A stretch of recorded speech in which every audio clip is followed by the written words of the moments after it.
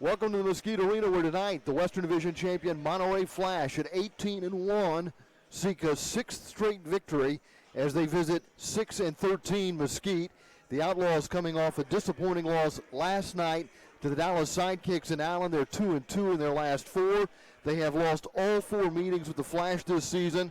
They've been outscored in those games 30-19, but here at home they've only been outscored by the Flash 13-10. Time now for the playing of our national anthem.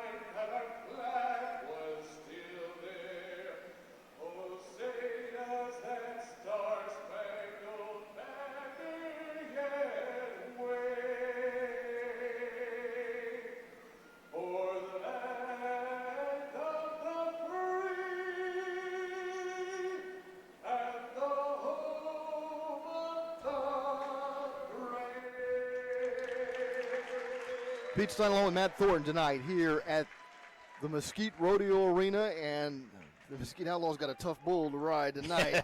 I don't know if they can hang on for 8 seconds or not. We'll find out as they take on the Monterey Flash, and Mesquite's in a tough spot on a couple of fronts. One, they played last night. They played an emotional game and lost to the Dallas Sidekicks. They got a turnaround less than 24 hours later. That may be good, that may be bad. We'll find out as tonight unfolds. This is a Monterey team who hasn't played in 10 days since they beat this Mesquite side on February 19th. So this is a well-rested Monterey Flash side that comes in here tonight, and they're playing very well. They've been playing well all season, Matt. Yeah, one loss, and the other, not to pile on with the negatives, but also forward Jamie Lovegrove, the leader in goals with 14 assists, 9, and points 23, also is out for the Mesquite Outlaws. So the bad news gets worse. But you know what?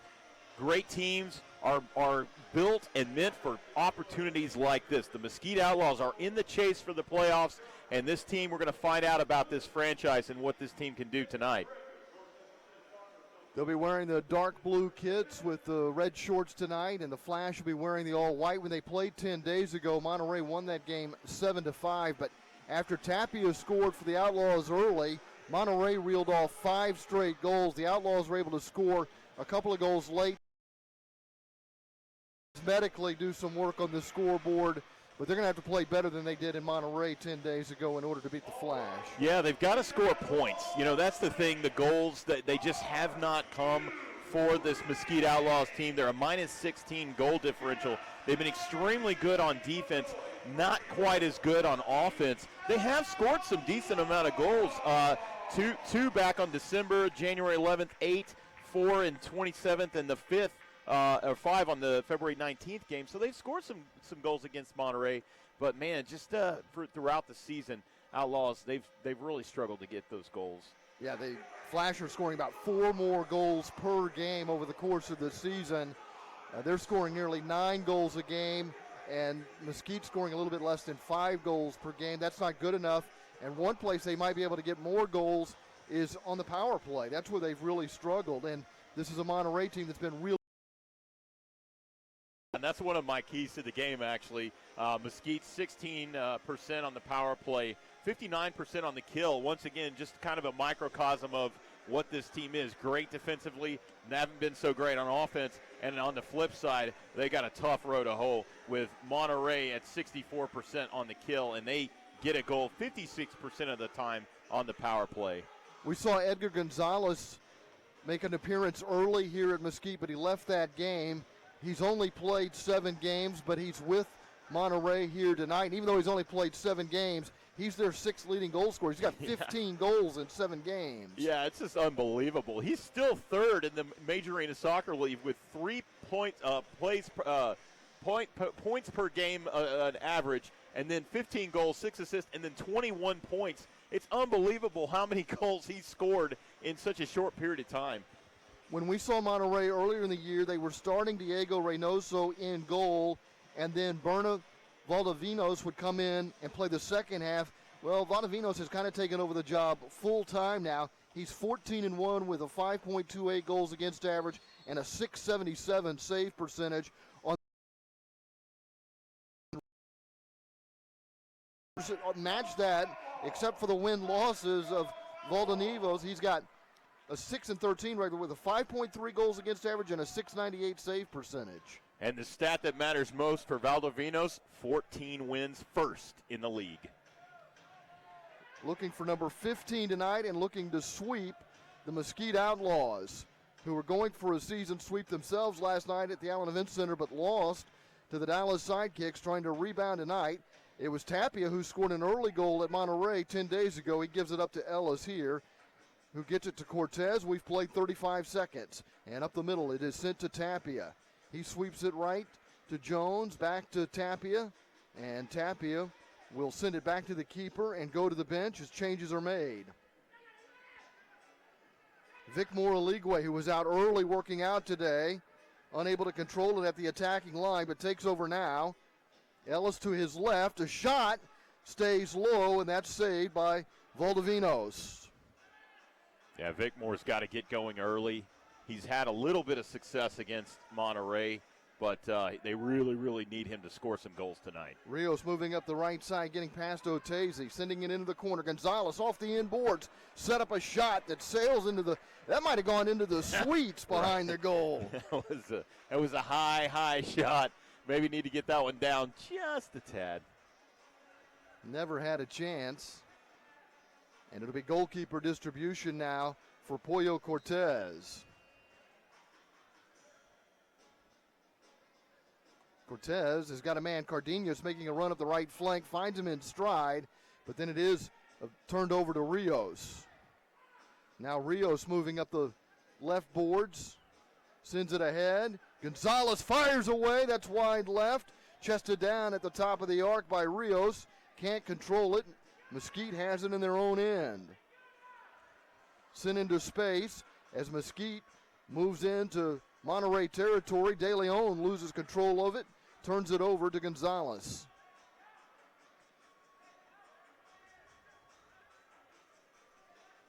We've played nearly 2 minutes now. Good steady back and forth pace here.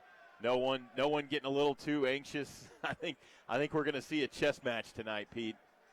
They played a 3-2 game here early in the season, a game that obviously Monterey won. They've taken all 4 meetings in the series. They have only 1 loss, and that was a 1-goal loss to Tacoma Since then, they've reeled off 5 straight victories. Escalante looks for a target, sends it deep to the corner. Monterey not able to control it. Cardenas gets it cleared to Powell. Cardenas sporting the captain's armband tonight with the absence of Captain Jamie Lovegrove. Jones pushes it forward, keeps it low, drives it toward Valadez. Off the wall, a one-timer, and that one is high and off the mark. Oh, man, you would have liked to see Valadez maybe take a touch and settle that ball down first before taking a shot. Good aerial player, though. Valdovinos rolls it to his left. Comes to Vallejo on the right from Escalante. To Puentes. Back to Vallejo. Changes being made by the Flash. Sent to Aguilar, their leading scorer. He fires. That one's wide. Hits the end glass. Comes out into neutral territory and a foul called. Lee got tangled up with Vallejo. Free kick for the Outlaws. Vallejo limping. Yeah, I think Vallejo got Did they get a blue card? I think Vallejo got the worst end of that part, and it looks like he's going to the sin bin. I never saw a card, though, but Vallejo gets 2 minutes. When these two teams played 10 days ago, there were no cards. Yeah, which was surprising. Monterey averages 5.4 penalty minutes per game. Mesquite averages 6.7 penalty minutes. And it was penalties that hurt Mesquite last night in Dallas. Kept playing in that fourth quarter shorthanded and eventually had to pay the price. It was a costly price. Yeah, they need to capitalize right now. Ligwe sends it to the right wing. Valadez making the run on the back post but not able to tap it in. It comes all the way to Cardenas. Ellis back to Cardenas.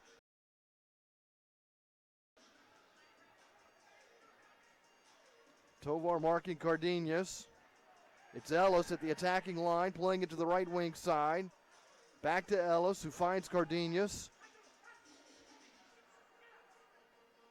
Cardenas not able to trap it initially. Tovar gets there, contact made.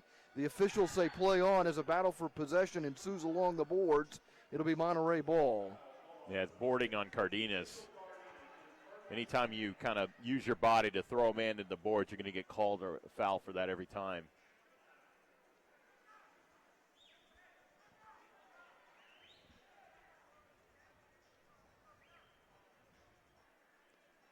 Player shaken up and getting help to his feet now is Brandon Gonzalez.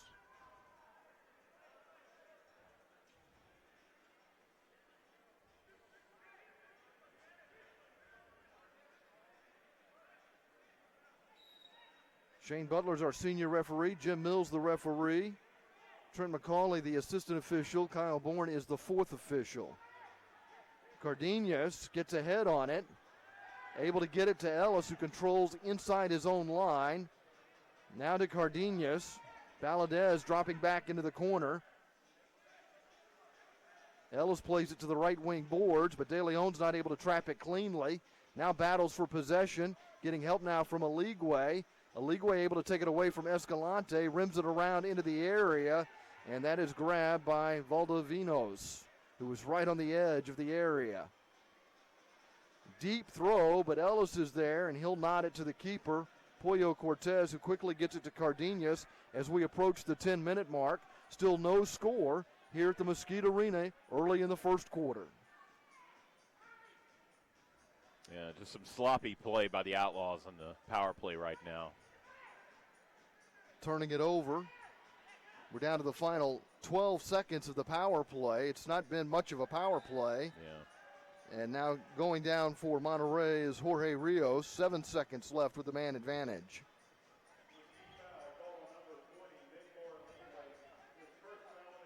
Yeah, Ligwe gets the foul there, but you can see why the Outlaws just struggling. Maybe one solid opportunity on this power play, and that's it.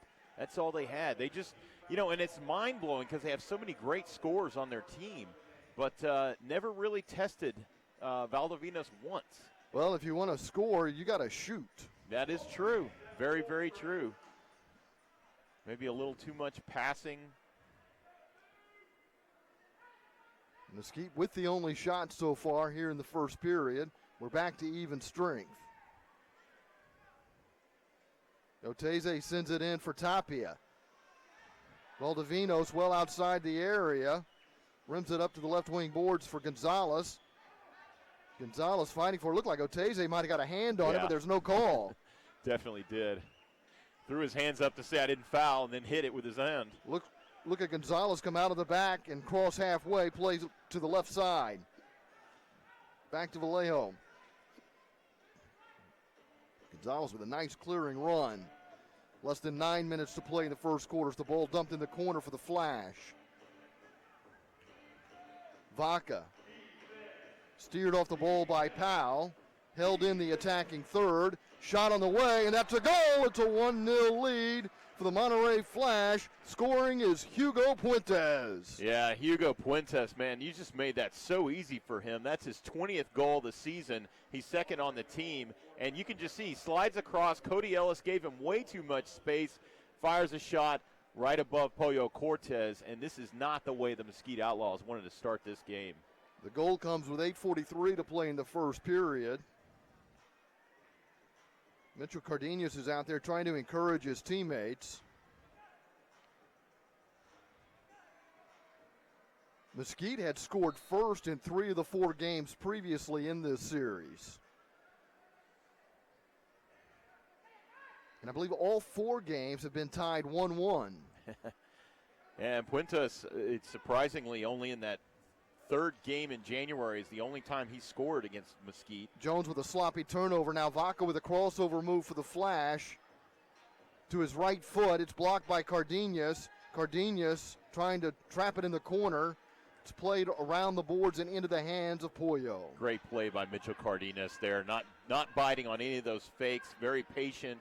Waited for the shot, blocked it. Good job. De Leon sends it beyond halfway and beyond Vicmore Ligwe.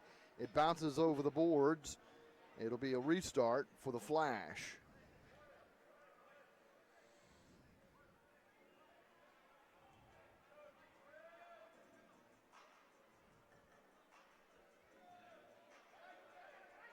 This is Kidros approaching halfway.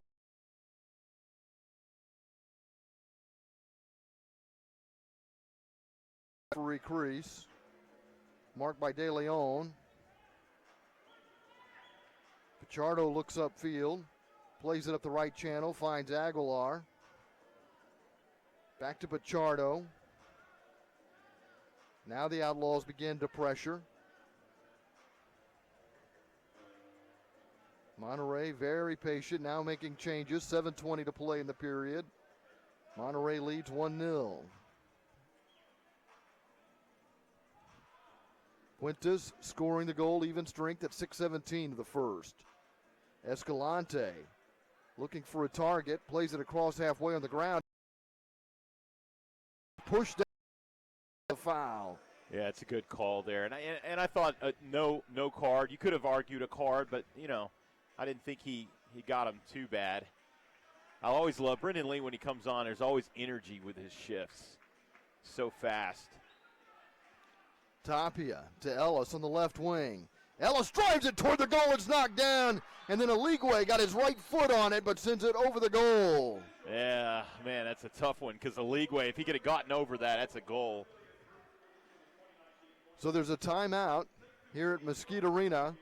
It's a 1-0 lead for Monterey after Hector Vallejo scored at 6:17 of the first. Monterey with the only blue card. That was Vallejo who got the card at 3:18.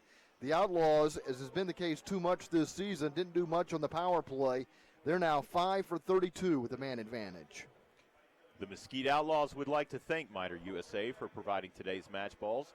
Miter, founded in Huddersfield, England, is among the world's oldest sporting goods brands, starting production in 1817. Miter is a proud partner of Major Arena Soccer League, providing arena-specific match balls to both the MASL and MASL2. The MASL and Miter share a long-term vision to see arena soccer grow in North America. Miter's Astro Division ball is the official game ball for MASL League play. Miner's Astro Division is designed specifically for play on artificial surfaces. It features a more accurate flight than the average ball and has a 30% reduced bounce to make it play more efficiently in arena soccer. Thank you, Miter. Each team with 2 shots. We've had 3 fouls. Mesquite's been called for 2 of the fouls to this point. It's the Flash leading 1-0. Pete Stein along with Matt Thornton. Glad you could be with us for the penultimate game of the season here at Mesquite Arena for the Outlaws. They'll be wrapping up their home schedule next Saturday night. That'll be Fan Appreciation Night as Turlock visits. And Turlock got a big win last night. We'll tell you more about that in our Around the League segment coming up at halftime. Yeah, Turlock's one of those teams that's kind of on the cusp. They do great job sometimes and sometimes not so much. Restart from the left corner with Cardenas behind the ball. Aligwe on the back post. Cardenas puts it into the mixer, and it's cleared out. It gets only as far as Tovar. He sends it all the way back to Cortez with 6:48 to play. Mesquite trailing 1-0. Rio receives it. I love that play there because Rio just ran right through the middle, tried to chip it in. Really, really nice.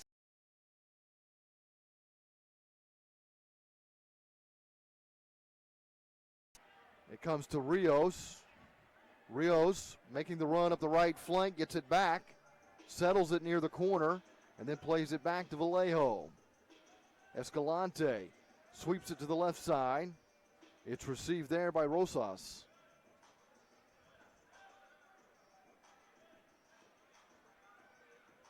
Escalante scoots it up the left channel, finds Gonzalez.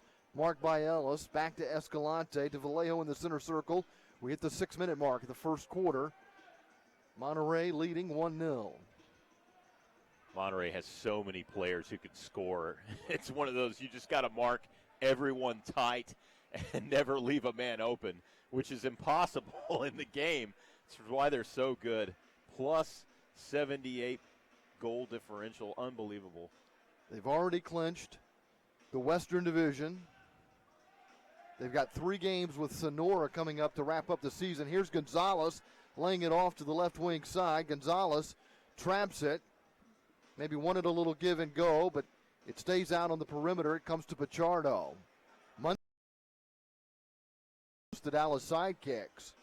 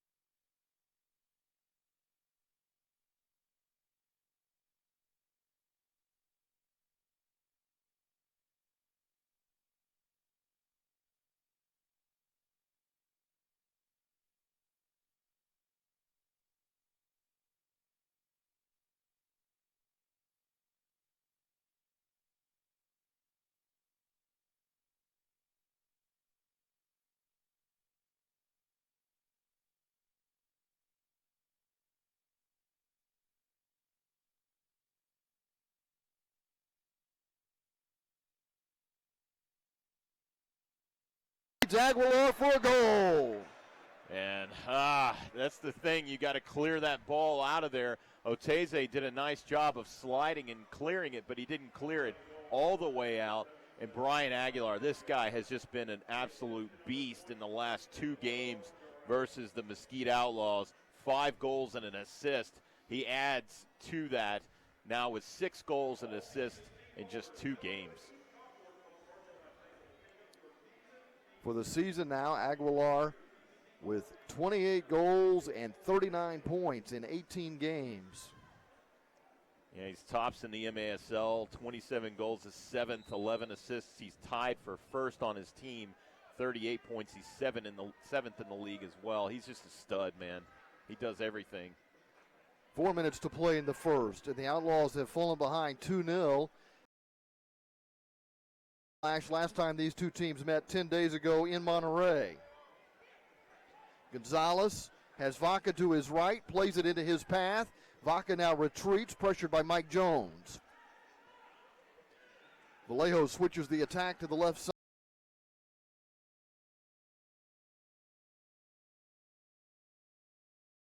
Pass up the middle into space, taken away by the Outlaws. Jones trying to keep it away from Gonzalez, who pushes Jones to the turf, and Gonzalez is called for the foul. Prior to that, a good defensive play by Brendan Lee, slicing in front of the Flash player, denying the outlet. And it's Lee who gets run over here. No call on Rios. Vaca open on the right wing side, fires away. Pollo shuts the door. The rebound comes back to Vaca. The Flash players right now are wide open all over the field. I mean, I'm going to be honest with you. I'm already seeing tired legs, Pete, because the Outlaws are not running with the Flash. Well, and you look at the actives for the Outlaws, and it's pretty much identical to last night's roster. Yeah. So a lot of these guys logged a lot of minutes in Allen last night. But that sails over the corner. For the Outlaws, because if that ball rebounds, they're already having some good pressure, good opportunities. The Outlaws, man, they kind of have to shake it off. They need to get their legs underneath them because they're allowing the Flash to make runs, wide open plays. You're just not seeing marking the way they typically do as a defensive team. The one guy that's active tonight that did not play last night in Allen is Clark Benning, and as Matt told you, Jamie Lovegrove is the player that played last night that's not active for the game tonight. Yeah, and then you're also seeing number 19 midfielder Richard Orozco on the roster. This will be his first game as a professional player, but not. I'll be honest. I don't think it's a fair switch. Lovegrove for Orozco. With all due respect to Richard. A little tug there on Aguilar by Rio, and that draws the whistle. 2:51 to play in the first. Monterey leads 2-0. Escalante restarts play to Pichardo.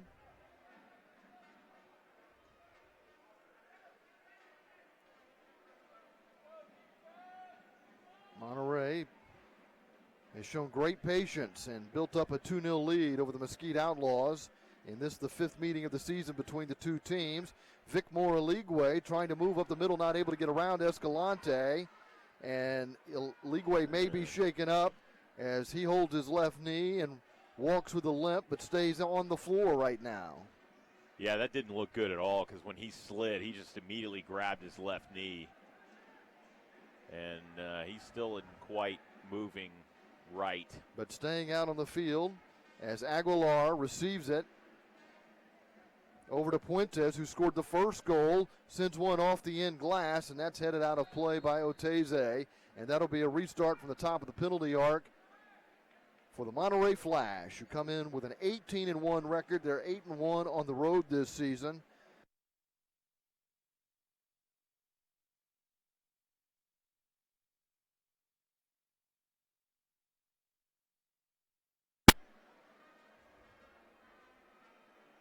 Yeah, their only loss to the Tacoma Stars on January 24th. Yeah, 7-6, 1-goal game. That's their only loss. Tapia takes it away, and Tapia is on the run beginning the counterattack. Ahead looking for a leagueway, but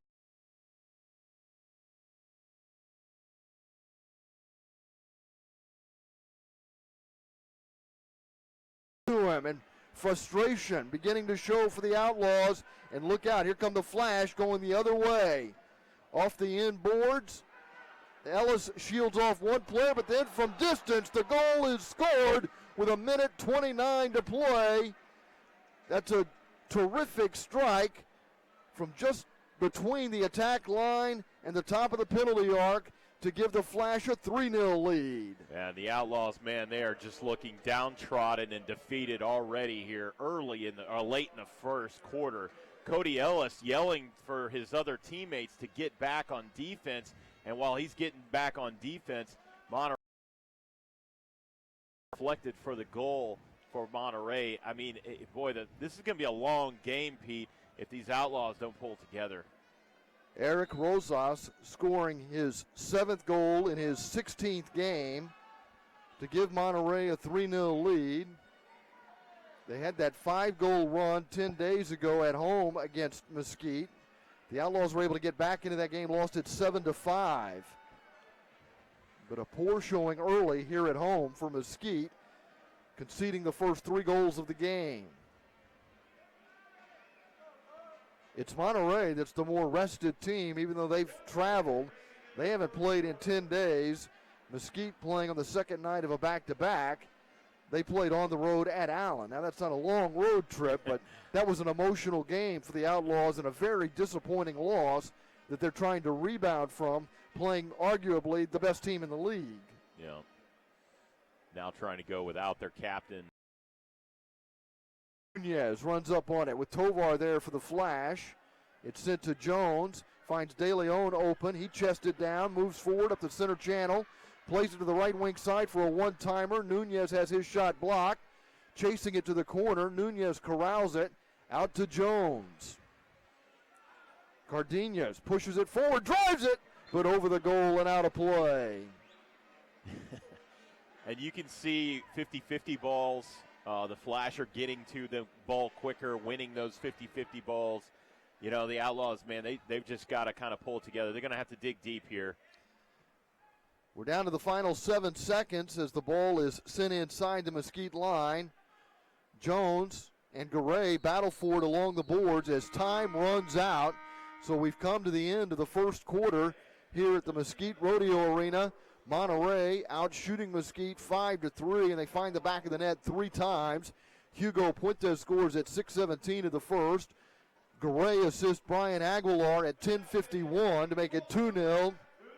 And Eric Rosas with a blast from beyond the top of the arc, assisted by Vallejo at 13:33, made it 3-0, and the Outlaws need to turn the tables in the second quarter. Yeah, the strength of the Outlaws is their defense. They're great. They're really, really good at marking players, not allowing free runs through, winning 50-50 balls, clearance. I mean, they do all the things really well that a defensive team needs to do. But, man, this does not look like for them, Pete, but honestly, they just already look like they've got tired legs, and I'm wondering if the back-to-back is wearing on them already.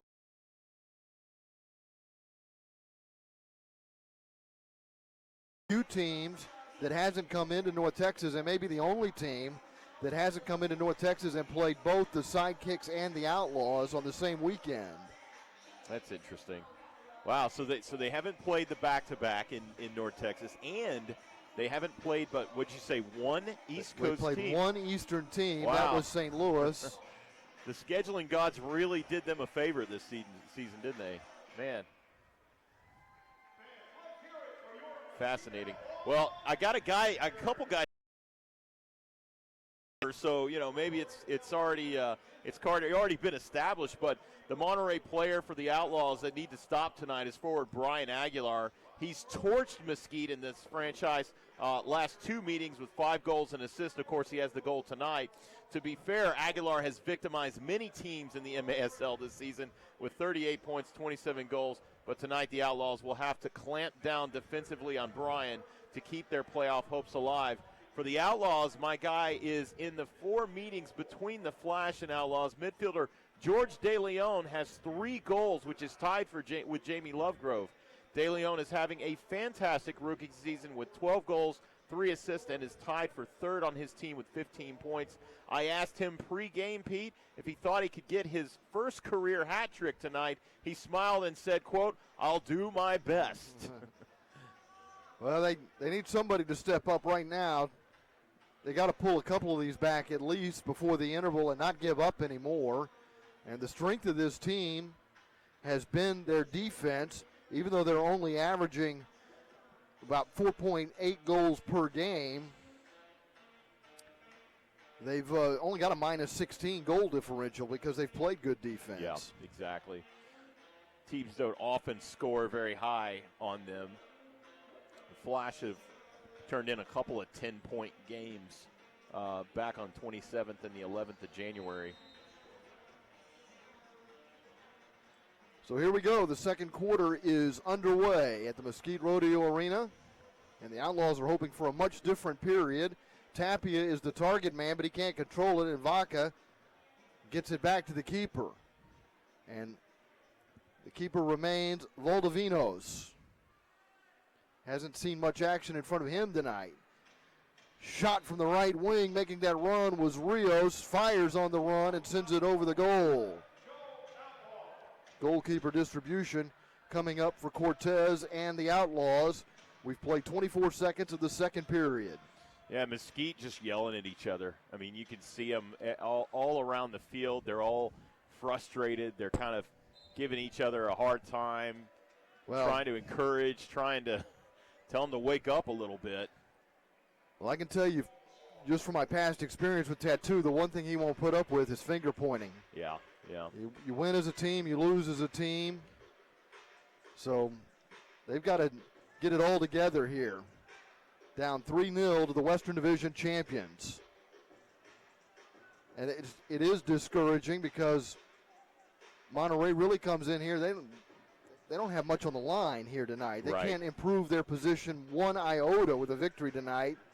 And yet they've come out. Of course, they haven't played in 10 days, and they look like the more energized and the more motivated side. Yeah, absolutely. And forward Edgar Flores isn't playing tonight. He's got 24 points for him. And defender Damian Garcia, who's had a lot of good games. Great defender. Yeah, great defender. He's not here tonight either. So, they're also kind of resting players too, Pete. Yeah, I'm sure picking their spots here for the next couple of weeks as we approach the playoffs. Everybody's kind of winding down the season. Mesquite only has one more home game remaining after this. They'd like to put on a better show than they did in the first 15 minutes. Gonzalez, oh, what a nice diagonal ball, keeping it on the ground to the ground. Cardenas intercepts before it gets to Pollo, but then it's turned over, and Monterey will make almost wholesale changes here. In fact, it will be 5 men off and 5 freshmen on with just over 13 minutes to play in the second quarter. Yeah, frustrating sequence for the Mesquite Outlaws because they closed it down pretty good there and then immediately turned it back over.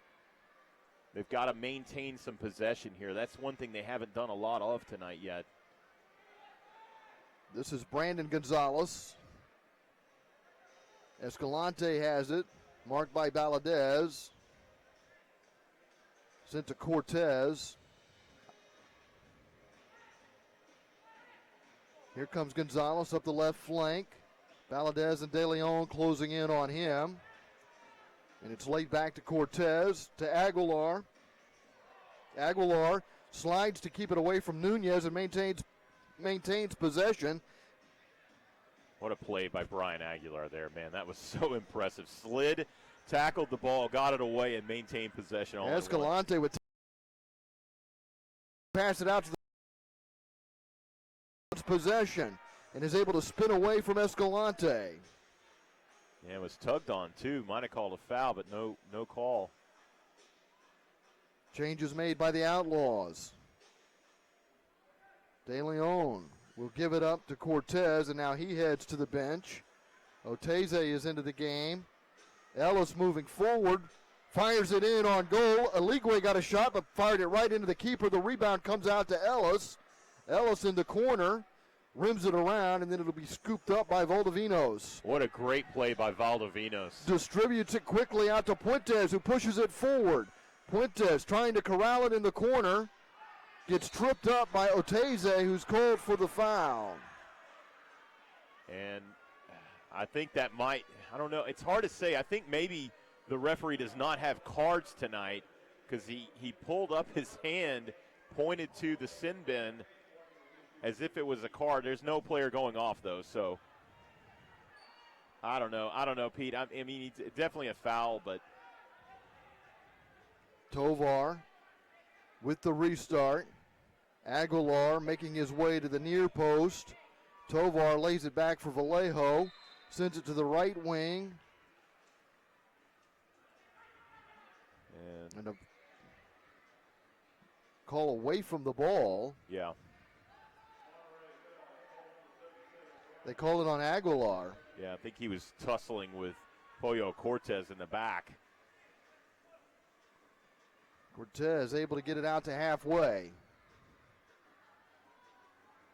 De Leon not able to win the ball away from Vallejo. And it's sent back to Valdovinos. Just over 11 minutes remaining in the second quarter. Monterey leading 3-0.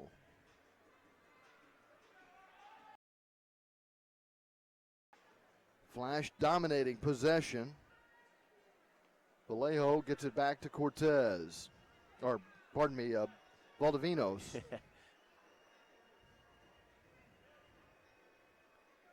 Both with the yellow kits, Pete. Very popular look. I got confused too. Gonzalez, marked by Cardenas. Gonzalez with the left foot makes it 4-0.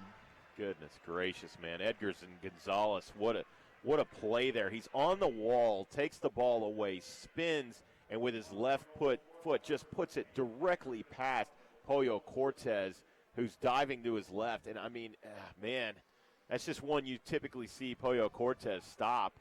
But Gonzalez gets the better of him. That's Gonzalez's, I believe that's his 16th goal, 22nd point of the season. In his 8th game. Yeah, wow. There you go. God, unbelievable.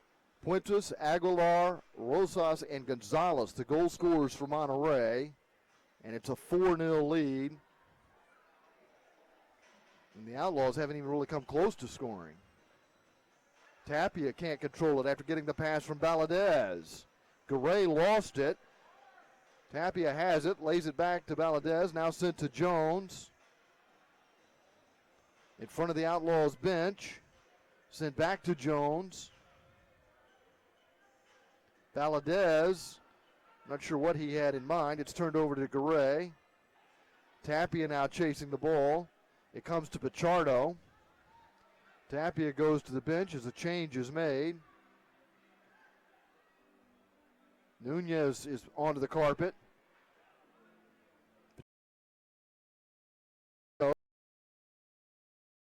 Tovar cuts it back to the keeper with 9:44 remaining.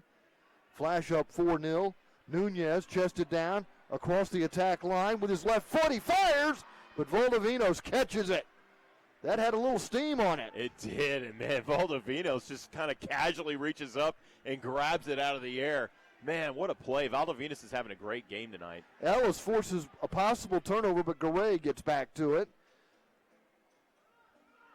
Valdovinos finds Garay, who gets across halfway, plays it to the right side. Shot comes from the right wing. Cortez parries it away, but he's still under pressure. Ellis gets it cleared up the middle to Aligwe. Cortez taking that shot. Now here comes Aligwe, but he's going to get called for a foul as he approaches the Monterey line. Man, I got to disagree with that one because the player cut directly in front of Aligwe. Aligwe's running, and the guy bounces off Aligwe and goes down. And I believe this is going to be a yellow card to send on Aligwe for kicking the ball away from the Flash. I don't like the whole sequence, Pete. I mean, to be honest, he's got the run, he's running down, and a player steps in front of him and because of his size difference, gets pushed down. To me, that's a foul against the Flash for obstruction. Aligwe serving 5 minutes. Carded for dissent. Vallejo was given a blue card for Monterey in the first. The Outlaws were unable to capitalize with the man advantage. There's no power play here. The delay of game call against Aligwe has one of the more potent weapons in the penalty box for 5 minutes for the Outlaws, who will have to come back from a 4-0 deficit with 8.5 minutes to play here in the second quarter. Yeah, you certainly don't want to see your 12-goal man second on the team in the box for 5 minutes. Look out, Gonzalez has another opportunity. This time he lays it off. It comes back toward Gonzalez. That was a good idea from Cortez, but it was behind Gonzalez. And here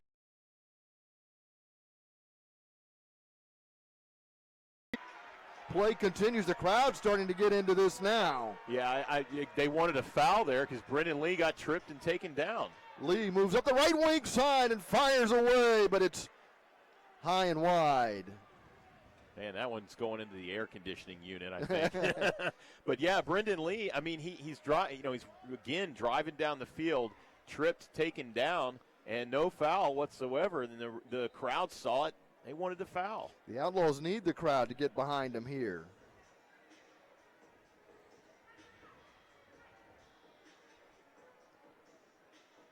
Ellis defending the long ball, keeping it away from Aguilar in the corner. Finds Oteze. Oteze sends it up the left side, keeps it in play. Tapia runs up on it. Tapia will have a chance. He sets up Nunez, and it's a goal for Mesquite. They're on the board. Still down by 3, trailing 4-1 with 7:36 to play in the second quarter. Beautiful job there by Omar Tapia, tapping it across to Nunez, who gets it in the back of the net. And you got to give the props to the nice outlet pass by Cody Ellis in the back, all the way down, hit Tapia in stride on that left wall. Beautiful, beautiful play by the Mesquite Outlaws. So the Outlaws get up off the schneid here, get on the board, still trailing 4-1, but signs of life. Outside of being on the team, the best way to know what's happening in the MASL is to tune in to Kick This. Every weekend, Soccer Sam discusses the ins and outs of all the MASL action. Find Kick This every Saturday at 11 a.m. Eastern on iHeartRadio. Maybe this is the life that the Outlaws need. Get on the board now, down 4-1 in the second. And, this game is it's never over, Pete. Never over. You never count a team out. But maybe they get a bit more leeway out here in a few minutes, and he can start doing his damage as well.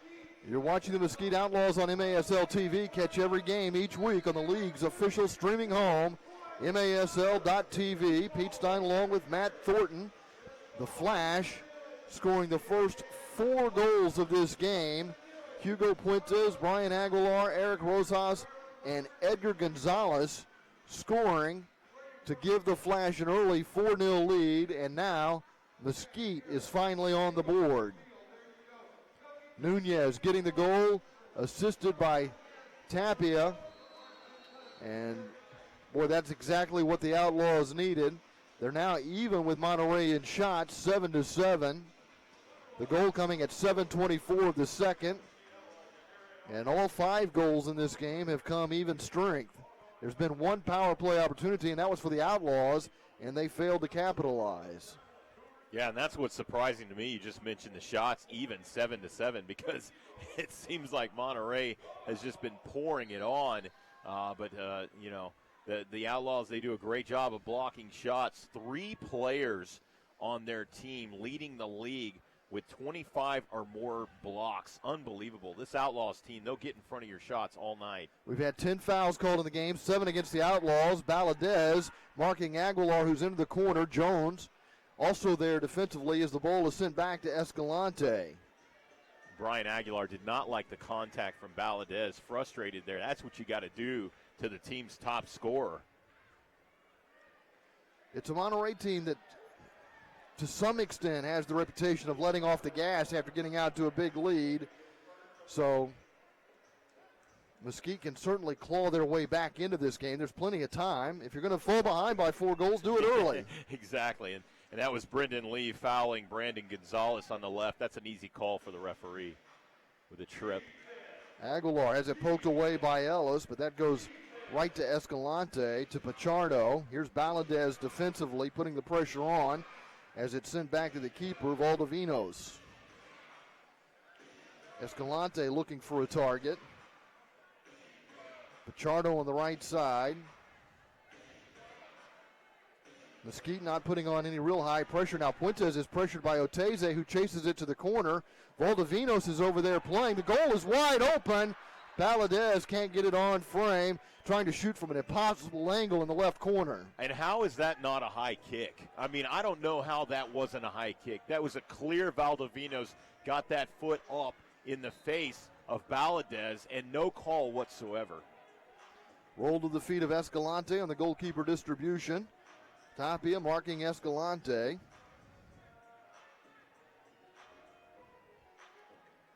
Rosas sends it up the middle. Jones redirects it. Pichardo chasing it down. Tapia is there for the Outlaws. Holds it in the corner. Plays it back to Rio. Rio fires. And then a second bite of the cherry for Tapia, and he sends it out of play. Yeah, Tapia's been effective down there. He's doing a nice job in that corner distributing. That's what they really need from him. And here you can see a good shot from De Leon from far, and Tapia getting the rebound. Just couldn't quite get it down. 6 minutes to play. We're in the second quarter. Mesquite maybe getting some of the momentum, having scored the last goal. Fuentes to the right side, finds Escalante. Escalante shoots, and that one nearly trickled in. Getting fingertips on it was Cortez, going to the ground, diving to his right. He just kept that one out of the goal. Tapia to De Leon. Receives it off the wall, moves inside the Monterey line. Now gets around the defender, shoots, and that is blocked by Cortez. Comes back out to Cardenas. Good shift there from De Leon. Now moving up on the right side is Orozco. Just coming into the game for the first.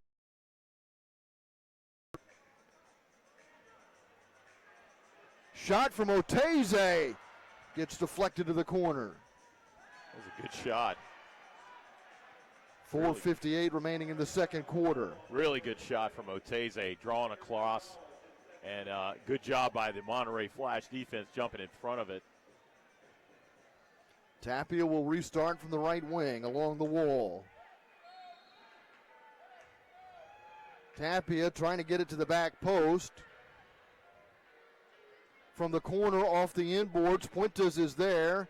The Flash only able to send it out of play, and it'll be a top of the arc restart for the Outlaws with 4:50 to play in the second. Great opportunity for the Outlaws here. And this is where they're really going to miss Jamie Lovegrove, because he is their weapon, their guy, typically on that left side, who is always a threat to score in this situation. Valadez is summoned onto the field.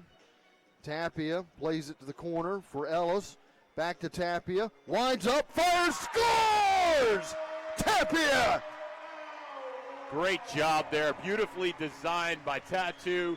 Gets it over to the left. Back to himself from Cody Ellis. Crisp pass, and then boom! Back of the net, the laser low. Perfect shot from Omar Tapia. 4-2, the Flash lead. The Outlaws with back-to-back goals, getting back into the contest with 4:46 to play in the second quarter. That's Omar Tapia's 5th goal of the season. He now has 8 points as well. Scored against Monterey 10 days ago to give Mesquite an early 1-0 lead in that contest.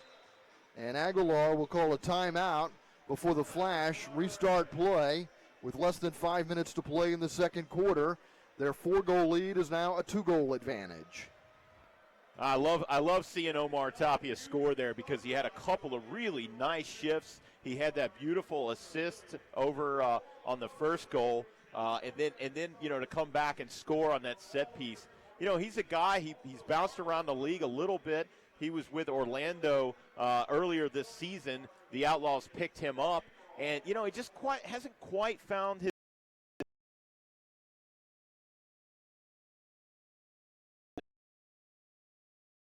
But boy, tonight he's been very, very good. The Baltimore Blast get a big win tonight over the Rochester Lancers, who remain winless. Unatas Melo with a goal and 4 assists for the Blast. Juan Pereira with 2 more goals and 2 assists. And Vinicius Dantes had 2 goals and 2 assists for the Blast, who outshot Rochester tonight 34-24 in that 12-3 victory at SECU Arena in Baltimore. Baltimore battling with Harrisburg for the final playoff spot in the East. Dantes had a good season. He's looking like a young Dantes. Been around the league for a little while. Monterey will restart play in the center circle after calling timeout following the Omar Tapia goal. Cody Ellis with the assist. Goals at 7:24 and 10:16 of the second quarter for Mesquite. Have got the Outlaws back in the game. Still trailing 4-2. 4:40 to play in the second quarter. And Mike Jones now is marking Brian Aguilar, and they're already talking. They're already talking to each other. Gonzalez with that one-touch pass. It comes over to Garay. He moves up the left wing past Cardenas, but right into Mike Jones. A one-timer, deflects into the area, and then a shot, and Pollo Cortez makes the save as the ball is sent out of play. Yeah, a beautiful aerial shot there. This is Garay. Man. Takes the shot, nearly skipped it in. He did. That was really impressive by Garay, and Pollo Cortez coming up big because that ball was meant for the back of the net, but he was there right in the right place. 4:20 to play in the period. Aguilar will restart from the right corner spot. Set it up for a one-timer, and Tovar blasted out of play. Field goal is good. Maybe the Renegades could use a place kicker. Would that be an XFL reference there? That is an XFL reference because, you know, it's that time of year. It is indeed. We got the big matchup with Houston. Texas Derby coming up. Long hurl up the left side for Lee. Lee goes down. It comes out to Tapia, teeing it up. His shot is blocked. Cardenas can't get to it, but Jones will chest it down in midfield for the Outlaws. Then he's tripped up, and it's a free kick coming up for Mesquite with 4:04 to play in the second. Yeah, Brian Aguilar got big eyes there because he was trying to get that ball away from Mike Jones as he was going to run down that right side. He was going to be wide open one-on-one with the goalkeeper. Orozco receives it on the right side. He's marked by Garay. They battle. Now Jones and Tovar dueling. And Jones gets pinned up against the board and then retaliates, putting an elbow in the ear of Tovar. Jones retaliated, but what Jones was upset card is the fact that Tovar literally was pushing and pinning Mike Jones' face down into the boards. Never acceptable, and frankly, all the referees, you're right there in front of the referees. How do you not see the fact that Mike Jones' face is getting creamed into the wall? I don't understand that at all. I don't care what the sport is, the officials always get the retaliation. Very true indeed. But I mean, it wasn't like it was just a quick push. He was literally holding. He was pinned. He was pinned down. Mike Jones had him pinned, Tovar had Mike Jones' face pinned into the wall. I could see it from here very clearly. Should be a double blue card, no doubt about it. Mike Jones furious in the box, as he should be.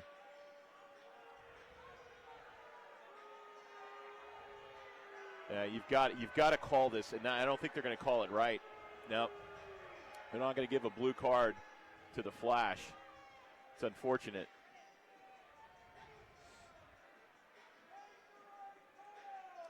Officials still have play held up. The captain, Cardenas, is getting an explanation. Yeah. Shane Butler, the senior referee. Jim Mills, the referee.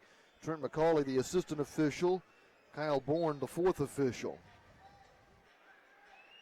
Cardenas restarts play, finds Oteze. So Monterey is on the power play, but stuck in their own end right now for the first 13 seconds of the power play. Now the Outlaws have to retreat. Monterey's 56% on the power play. Mesquite 59% on the penalty kill. Monterey 23 of 41. Aguilar on the left wing side. Playing it back to the point man, Quiros. Aguilar to the inboards, and that's good.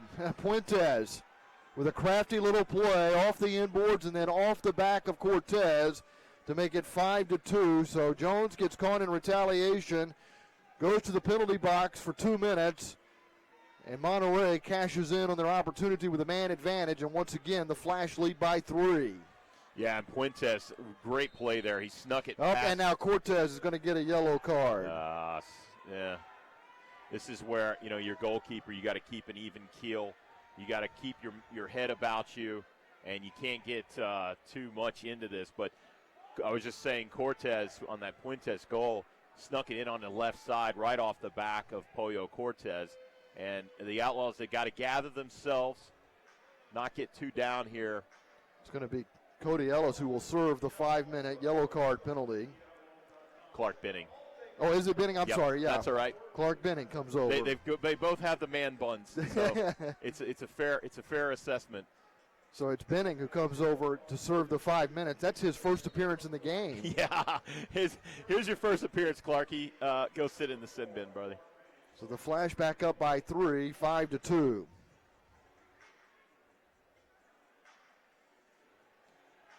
Cortez drives it low. Vaca steps in front of it.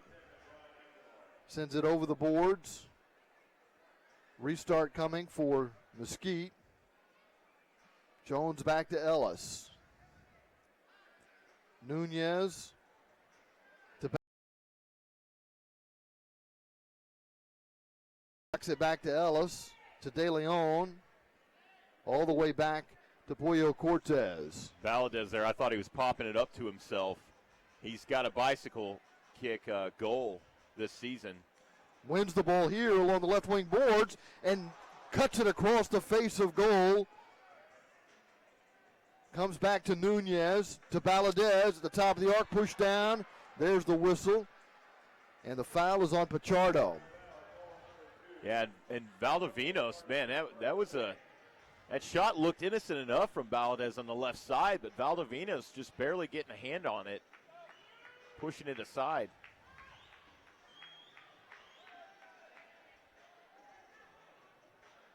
Outlaws would like to cash in on this opportunity. And they do!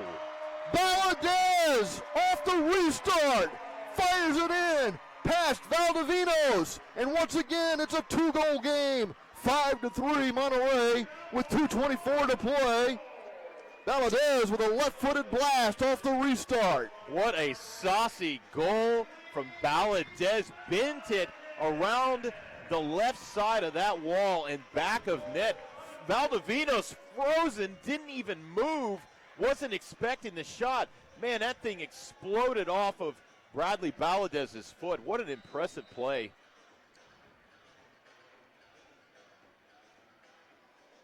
Benning stays in the box, serving the yellow card penalty.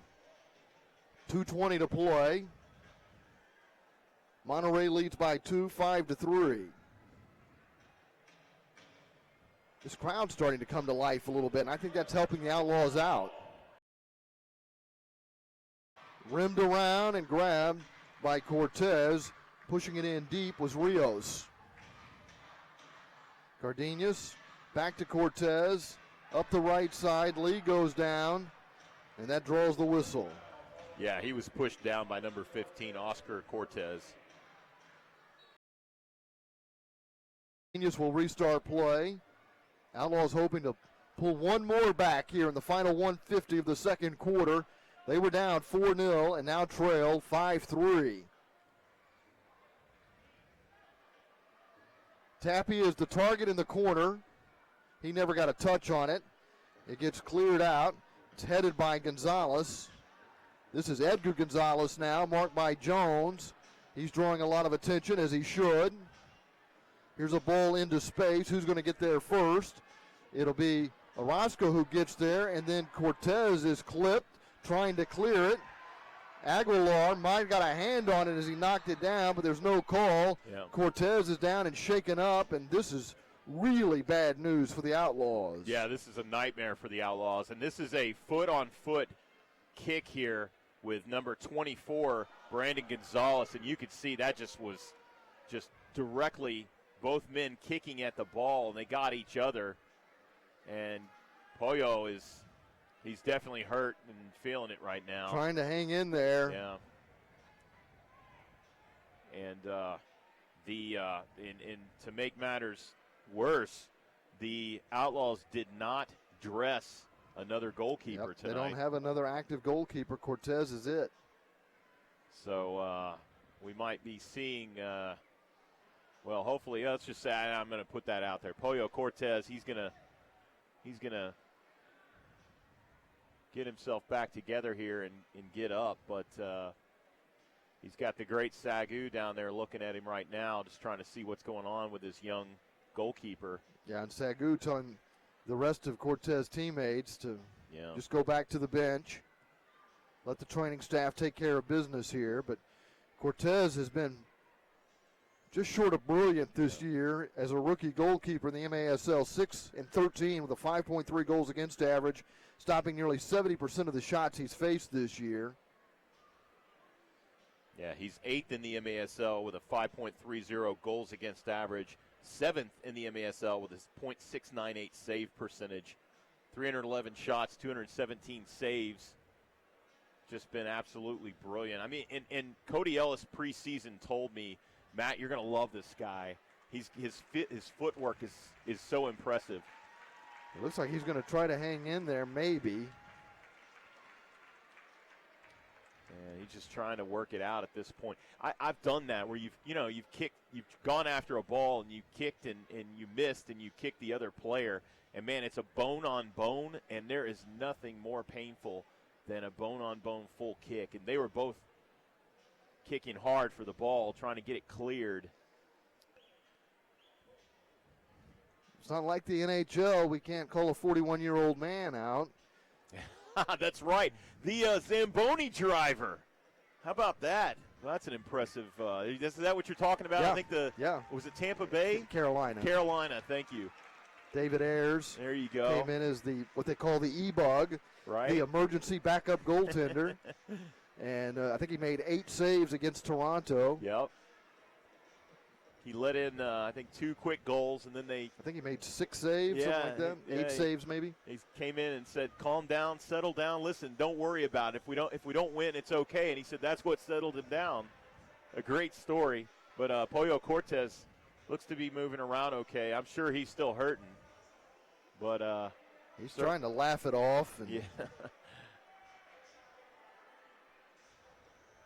Outlaws desperately want him to be okay. And Aguilar, with a good sign of sportsmanship, goes back there, shakes his hand. Yeah. So we resume play. The Flash have possession in a 2-goal lead. Cortez can get some more medical attention in a minute 5. That's how much remains in the second period. De Leon plays it to the middle. Tovar takes it away for the Flash. Tovar gets tripped up, but officials say play on. Send up the left wing boards. Battle for possession. Ellis is there, battling Gonzalez. Gonzalez wins it, sends it through the area to the right corner. Vallejo chases it, but Jones is there. Out to Tapia, beyond halfway in front of the Outlaw bench. Turned over. Gonzalez steals it and then back heels it. And that gets received by Tovar and to Vallejo. Cortez lunged for that ball that went across his crease, and you could see him just wincing in pain. He is definitely not right still. 18 seconds left in the period. 5-3, the Flash lead. They once led 4-0. Received by Rosas. Sent deep and knocked down by Puentes, who opened the scoring tonight. He sends it back to Vallejo. 3 seconds left. Time running out. The Flash will go to the locker room at intermission, leading the Mesquite Outlaws 5-3. What a start it was for Monterey. Puentes scored even strength at 6:17 of the first period to make it 1-0. It would remain that way for minutes. Brian Aguilar was then assisted by Eduardo Garay to make it 2-0 at 10:51 of the first. 2.5 minutes later, Eric Rosas was putting one in the back of the net, assisted by Hector Vallejo, and Monterey went to the second period, leading the Mesquite Outlaws 3-0. Edgar Gonzalez would make it 4-0 at 4:23 of the second period. Ramon Nunez, assisted by Omar Tapia, scored for the Mesquite Outlaws to end the 4-goal run of the Flash. That was at 7:24 of the second. And then Tapia would score himself to make it 4-2. Then on the power play, Monterey would score their 5th goal after Mike Jones got caught retaliating. He had been pinned up against the boards, threw an elbow. Well, that's what the officials saw. And Puentes scored his 2nd goal of the game on the man advantage, assisted by Aguilar, to make it 5-2. But Bradley Valadez got a restart between the past Berna Valdivinos to make it 5-3 at 12:38 of the second period. And that's where we stand here at intermission with Mesquite out shooting Monterey in the second period 10-5, and they've got the advantage in shots 13-10. Yeah, they look so much better in that second quarter. I mean, you look at the first quarter, and we're thinking, man, this could be a nightmare game for the Outlaws, but they came storming back, and you really got to give them credit. Well, you say they look better in the second quarter. They couldn't look any worse than they did in the first. It was a horrible opening period for the Outlaws. Yeah, absolutely. And, I mean, look at the penalty minutes. The Outlaws have 12 penalty minutes to the 2 minutes for the Flash. 2 for dissent, or 2 yellow cards, I should say. And that's something that Monterey really has been able to do pretty well this season, and that's stay away from penalties, and then they take advantage when the other team has penalties. There's been 16 fouls called in the game. Each team has been called for 8. Monterey's been credited with 4 blocks. The Outlaws credited with just 1 block through the first half of play. Monterey leads 5-3. Yeah, and the big concern, I think, for Outlaws fans right now, in there, get him some ice maybe. I don't know, is it ice or heat? Usually it's both, right? Right, not a doctor, and get him right, because he certainly, even when that simple ball went across the crease there at the end of the second, he lunged at it and just could barely get there and was wincing and limping. So hopefully he'll be okay, because the Outlaws don't have a backup tonight. Yeah, no, I think you're exactly right. That's probably the big storyline going in here to intermission is the health of Pollo Cortez, and even if he stays in, how good will he be? And can he be the Cortez that we've become accustomed to seeing? Absolutely. And another guy who was doing well in the beginning of the game, and we haven't seen a lot of love, is Vicmore Leagueway. Remember, Vicmore went in for the 5 minutes descent. He went down with a knee and kind of held his left knee. We haven't seen a lot of shifts from him in that second quarter, so I'm also. Both teams have gone to the locker room for halftime. Monterey playing on 10 days rest. Their last game was that 7-5 win over Mesquite. Mesquite was in action last night, and the Dallas Sidekicks snapped a 10-game losing streak with a 5-4 win over Mesquite at Allen Event Center. Dallas took advantage of Mesquite penalties and went on a 3-goal run in the fourth quarter after falling behind 3-2 early in the period. R.J. Lovano scored a power play goal to break a 3-3 tie at 12:54 the fourth quarter after Freddie Mugin scored on a penalty kick for the Sidekicks 5 minutes earlier. Gustavo Piedra scored against the sixth attacker to secure the victory for Dallas, which avoided tie Monday and will play its home finale next Sunday against Turlock. Turlock ended the 6-game winning streak of the Ontario Fury with a thrilling victory as Julio Varela ended a 3-goal run for the Fury, who rallied from a 7-4 deficit to tie the game at 12:11 of the third period. Varela broke the tie with a goal just 6 minutes into the fourth. Juan Manuel Rojo secured the win for the Express with a goal against the sixth attacker, and Turlock held on for a combined were 0 for 8 on the power play, so Ontario still third in the West, leading Sonora by a game.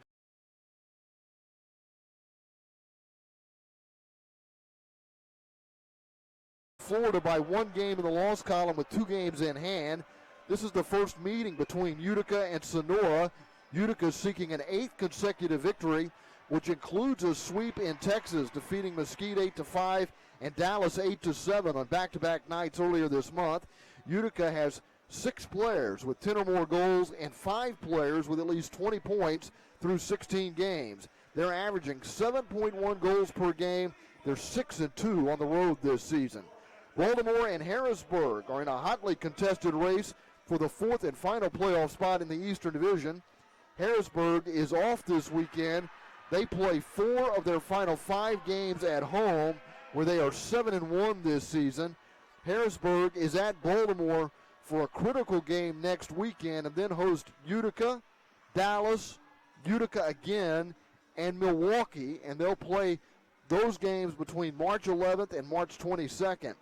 Baltimore has 3 games remaining. That includes tonight's game against Rochester, which they won 12-3. They've won all 5 meetings with the Lancers now. The Lancers still looking for that elusive first win of the season, and they just have 4 games remaining now. They nearly upset Baltimore in their last encounter, but Baltimore pulled out a 6-5 overtime victory when Victor France scored twice and Juan Pereira scored 55 seconds into overtime. The close finish really was a surprise. Baltimore had outscored the Lancers in their first 3 meetings 34-6. They win tonight 12-3, and Baltimore is hosting Harrisburg. Right now, 3rd in the East. They're visiting Kansas City. The Wave coming off a 12-6 win over St. Louis. Ian Bennett was named the Sport Turf Player of the Week, scoring 9 goals in 2 games. He also had an assist last weekend. He had 6 goals against the Ambush. San Diego is happy to be returning home, having played 9 of their last 10 on the road. They're 7-1 at home. They close out the season with 4 of their last 5 games at Pechanga Arena. And after tonight, San Diego will play 3 straight games against Tacoma, which is battling Sonora and Turlock for the 2 remaining playoff spots in the Western Division. Tacoma has 7 games remaining, but 4 of those games are against San Diego and Florida combined. Florida's the top team in the East. They defeated the Stars Thursday night 8-7 when Ricardo Carvalho scored 27 seconds into overtime.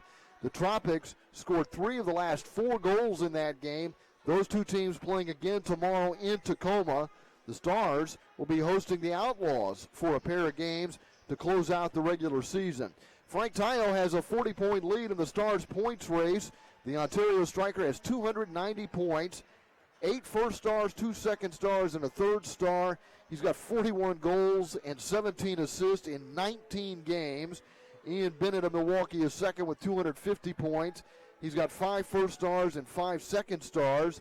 Leo Gibson of Kansas City and Craig Childs are tied with 200 points. Brian Aguilar of Monterey has 190 points and may add to that tonight. He's got 5 first stars and 2 second stars. Anthony Powell leads the Outlaws with 90 star points. And the Outlaws will be looking for an infusion from somebody here as they try to overcome a 5-3 deficit as the second half is coming up here at the Mesquite Rodeo Arena. Yeah, and we haven't seen many shifts from Anthony Powell either. You know, another guy that we haven't, and I know he's been kind of dinged up the last couple games. Vic Moraligue with a left knee. Man, the Outlaws, it's kind of a mash unit down there right now. Jamie Lovegrove not playing tonight. So somebody has got to step it up. So far, to me, Pete, it's been Omar Tapia. Has had a great shifts. Every time he's out there, he's done a lot of good on the field. He obviously had that nice assist, and then he had a good goal there. Bradley Valadez, another guy who's kind of stepped it up a little bit, is my guy to watch. George De Leon, man, come on. This is your opportunity, Rook. Come in here, make your presence felt, and this is a chance for you to come in and really shine. Tapia assisted Nunez and then scored himself just about 3 minutes later, and those were. And this has been a trend this year for this Mesquite side, just getting off to these slow starts. You know, last night against Dallas and Allen, they had a chance to score right off the bat, right off the kickoff. An opportunity presented itself. They were unable to finish, and then they didn't see a lot of the ball until about midway through that first quarter.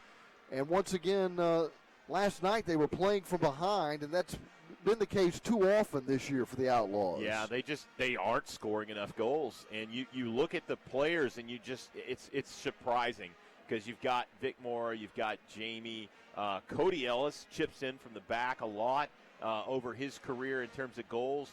Anthony Powell has really come on strong.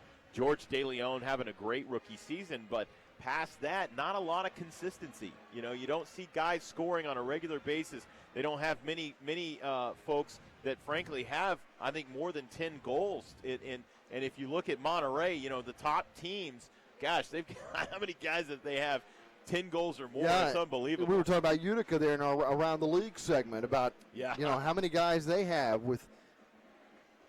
in double digits in goals and points.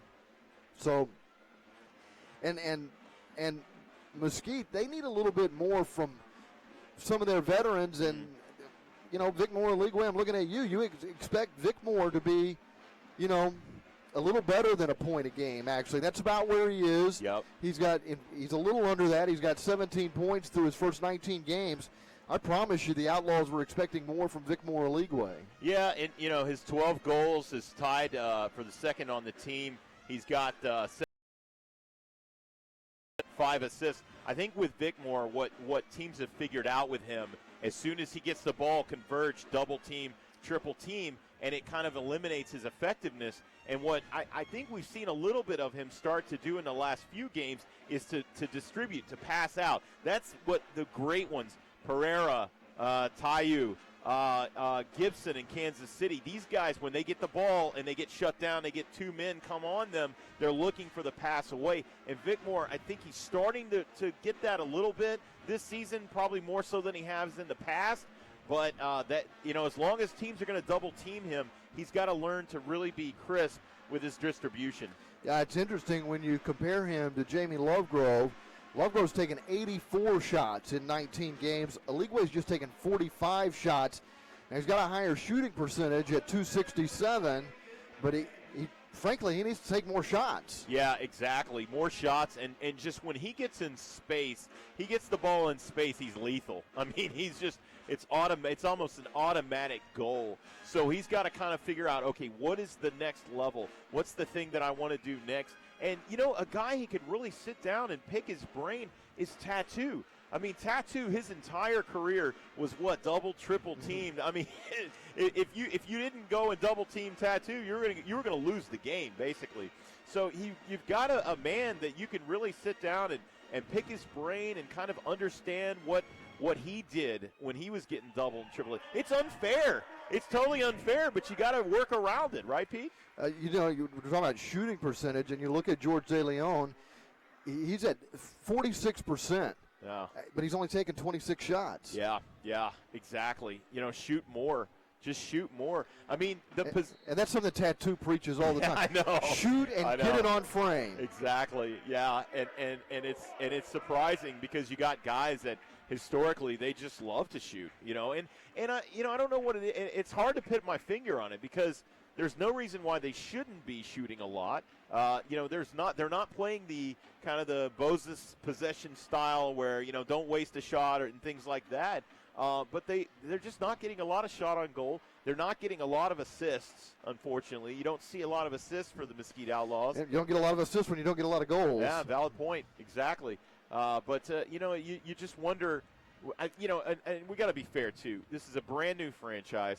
They're all learning how to play with each other for the first time. Many, many, many rookies on this roster. There's a lot of veterans, but there's a lot of rookies, too. And Tattoo has been pretty honest about the fact that this team is evaluating as they try to build up the organization, and they're making decisions who's staying and who's not going to be here next season. Yeah, exactly. I think this is the time. And look, you gotta keep in perspective too. Sonora's 9-10. They're 9-10. So Mesquite is not at all mathematically eliminated here. They really needed that win last night against the Sidekicks. That hurt them a lot, and then they've got to play three games on the road. They've got to play twice in Tacoma at the end of the season. So, I mean, you're right. They're not mathematically eliminated, but logically they're not really in that race right now where you've got Sonora, Tacoma, and Turlock battling for 2 spots. Absolutely, and I'm looking down as the not see Pollo Cortez, and here he is. He's coming out now. He came out and then went back to the locker room, and now we see him emerging from the dressing room, but clearly walking with a limp. Very gingerly, very gingerly, and he's got Sagu behind him. And that's the interesting thing is with a guy like Sagu, I mean, mentoring, coaching him, and wow, look at the tape. You could see the tape on that right foot, heavily taped, and that could play a big factor in the second half. So we'll see how things unfold. Unfortunately for the Outlaws, they don't have the same situation that the Flash have, where they not only have Berna Valdovinos, but if needed, they also have Diego Reynoso, and those two guys were actually splitting time early in the year. Yeah, they were, and they were doing really well. In fact, there was one point in time, I think you and I were debating, was Reynoso the better between the two of them? He had been playing, in the games we saw at least, he had been playing the first half, and then Valdovinos, and if you look at the numbers, Reynoso still has a better goals against average and a better save percentage. Yeah, he's got the slight edge there, but not as many games. He's only got 4 wins. Yeah, he's 4-0. Yep. But he's got a 3.01 goals against average compared to 5.28. By the way, 5.28 is pretty good. Yeah, yeah. And those 68 save percentage for Valdovinos is pretty good, but Reynoso was at 75%. I wonder if they could make a quick trade. Get a backup goalkeeper in here real quick. Nope, not going to happen. It's a nice fantasy. Yeah, it's fantasy soccer. This is the question. Is with Sagu, he's not dressed. He's a coach, but I've seen teams bring in a coach before. I know Stavro did that a few times with the Sidekicks back when Tattoo was coaching them many seasons back. I don't know. Is that even an option? Sagu would love to don the gloves. I can tell you that. I don't know what he's got left in the tank, but we're back underway here in the third quarter. The Outlaws come pouring in. Valadez making a run. Finally has control of it. Nice run there by Brendan Lee, streaking down the right side. Unfortunately, J.J. Oteze could not get a clean strike on the ball. But once again, Brendan Lee putting in good work. So we've played 30 seconds of the second half. In the Flash with possession, Tovar marked by Valadez. Back to Valdovinos. Keeps it low up the middle, intercepted by Cody Ellis. Leaves it for Jones, back to Cortez. We'll see how well he's moving, and it doesn't look like it's great movement. No. Valadez gets pushed into his own corner. It rims around. It gets picked up by Cortez. He hurls it down the left side, has Cardenas. Cardenas switches it to the right side. Moving in is De Leon. Puts it in front. Cardenas couldn't tap it in with the left foot. It whizzed by him. Oh, just a narrow miss there. Inches away from a goal for Cardenas. Valadez goes to the ground. Looked like it could have been a handball. Yeah, they got him for it. Just fell down and hit him in the hand. He might have leaned it just a tad. Just a tad. Clock's running. Less than 14 minutes to play here in the third. You get the feeling that the first goal of the second half is going to be big. Yeah, absolutely. Here's Lee trying to get that goal for the Outlaws. Slices it into the corner. Valadez runs up to it. He's fended off by Pichardo. Battle along the boards. Pinballs around. And finally the whistle stops play. We're going to have a drop ball. Valadez there pulling on the jersey, doing everything he could to try to get a foul. Didn't get called. Mills drops it in the corner. And another foul. And this is a free kick coming up for Monterey out of their own end. Cardenas is called for the foul.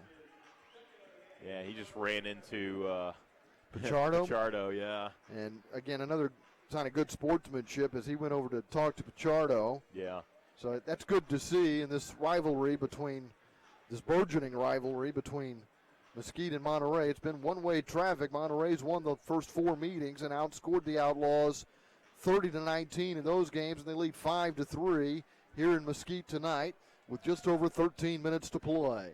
And I thought Cardenas got his arm up into the face of Pichardo, but it looks incidental to me, so I thought a good no blue card there. Aguilar falls. Holt reaches for the lower part of his back. Play continues. Rios has it. Rios gets past the defender and into Mesquite territory. A crossover move. Rios with a shot and a goal. And the Flash now leads 6-3. Jorge Rios, man, what a couple of great moves here. You can see he just undresses Rio, the defender, pushes off of Nunez to his right in the shot.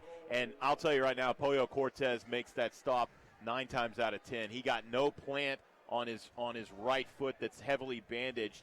and just was slow, frankly, to move over to the shot. It was a good shot by Rios, don't get me wrong, but I think you can see Pollo Cortez is definitely not right. 12:44 to play in the third. Monterey, they've led by as many as 4. They've reclaimed a 3-goal lead here.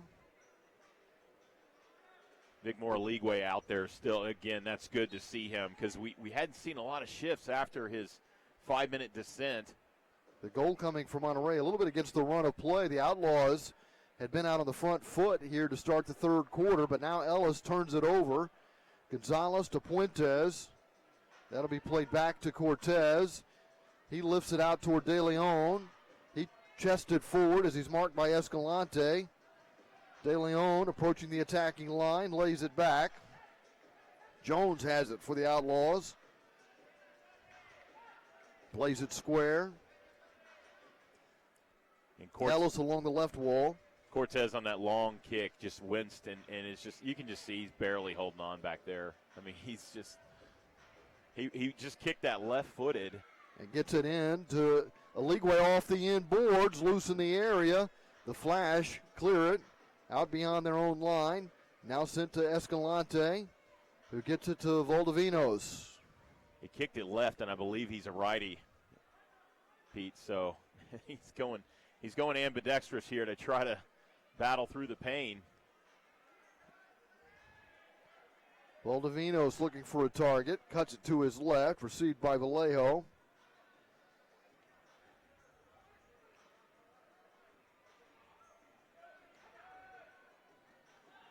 Ball off the wall at halfway. Gathered in by Puentes, and now it's Puentes sending it back toward Escalante.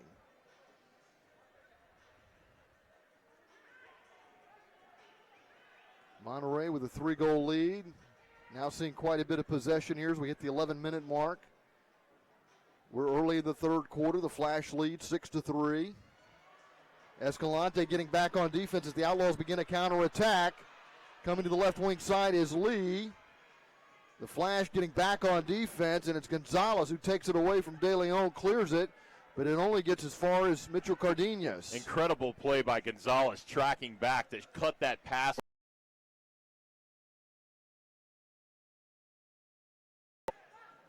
Lee leaves it for Cardenas. Less than 10.5 minutes remaining in the third.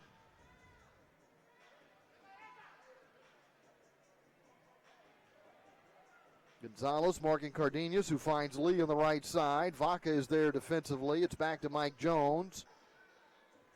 Jones with an aerial looking for Valadez, but that'll be caught by the keeper, Valdovinos, inside the area. It's a good thought from Jones. Maybe do a little more dumping and running, keeping it on the other end away from Pollo Cortez. Might be a good strategy here. No doubt. Cortez does not want to be tested. Garay back to Valdovinos. He's pressured. Sent out to halfway. Oteze gives chase. Monterey. Aguilar has it set up into the area. Cortez makes a save and now grabs it. That's a pretty good job by a hobbled Cortez to make the save, and the crowd responds. Yeah, the one-footed hop save there. I mean, you can see him. He plants here and just kind of sticks it out and brings it back in. And kind of leaned on the wall. Oh, man, got a feel for the guy. Lee goes up for the 50-50 header. It may have connected that with the head of a member of the Flash, and it may have been Garay. And Lee is shaken up with 9:08 to play in the third, and the Outlaws trailing 6-3. Yeah, Brendan Lee, I think you're right. I think that was a head-to-head collision, and Lee got the worst of it. And Leo checking on his teammate. Lee's going to go to the bench. Hopefully he's all right. Lee's really had some good energy to start the second half, too. Ellis with the restart. Yeah, the Outlaws came out in the third with a little bit of a burst of energy, but then they concede a goal and fall behind by 3, and they still have a big mountain to climb against the Western Division champions. Aguilar has a chance. Cortez is down on the ground, and that's going to be the easiest goal of the year for Aguilar, making it 7-3. Yeah, I really do think you got to get Pollo Cortez out of kick the ball hard enough, far enough away. It was a simple pass back, something he does, time and time again without any kind of stumbling, any issues whatsoever. 10 feet to his own player. I think at this point, maybe as a sixth attacker, he plays back there. I know he doesn't like it, but if you can't. Well, you wouldn't be playing him as a sixth attacker. You'd be playing him as a goalkeeper. My point is he plays. He's okay going back in goal, right? I don't know. I just don't think you stick with Cortez at this point. As good as he's been this season, that's no disrespect to him at all. But he couldn't make a 10-foot pass to his own player. I still think he's probably your best hope. Yeah. There's not much hope left in this game. They're down by 4 with 8.5 minutes to play in the third. But you put somebody back there who's not accustomed to playing goal, and then the Flash are really going to run up the score. So then you not pass it back to him when you got possession? Because that's kind of what you got to do, right? I mean, he can't make a simple 5-foot pass to his own team. Yeah. I think I pull him. But we'll see. He's certainly a warrior tonight. He's gritting it out. I mean, eventually they're going to have the sixth attacker. Yeah, there you go. Yeah, maybe you just pull it a quarter and a half early. He's not scheduled to play the whole game as it's going right now. Yeah. You just hope he's okay. He's been such a good player. I mean, if they're convinced he's not going to injure himself any further, yeah. I think they're going to keep him in. Yep. But if that's a concern, that you're going to make the injury worse, now you're talking about a whole different kettle of fish. Mm-hmm. Here's Gonzalez, but I think if that was the case, he wouldn't be back there right now.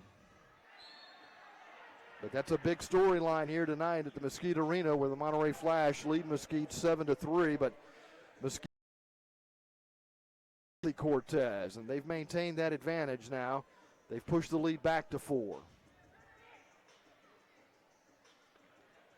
Cortez in full retreat now as the Flash come into Mesquite territory. Cardenas pokes it to Valadez. The official says play on. Cardenas making a run up the right side, but it's turned over. Valadez will open at the top of the arc. It comes to the left wing for De Leon.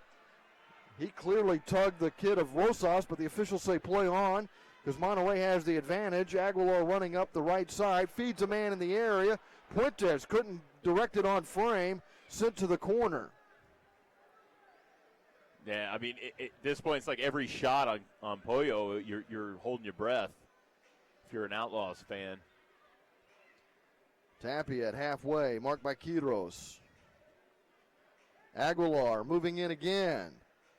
Cortez fields an easy grounder.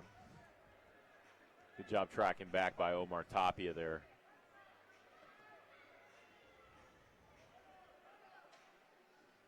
And Monterey is not letting up at all. I mean, they are like full throttle, 100% go, man. You gotta love that they're just not going to give up. They are dominating possession time here as we go under the 6-minute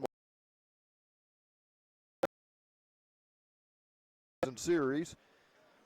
Looking for a 5th straight win of the Outlaws, who have won 2 of their last 4 games. They're 4-6 here at home.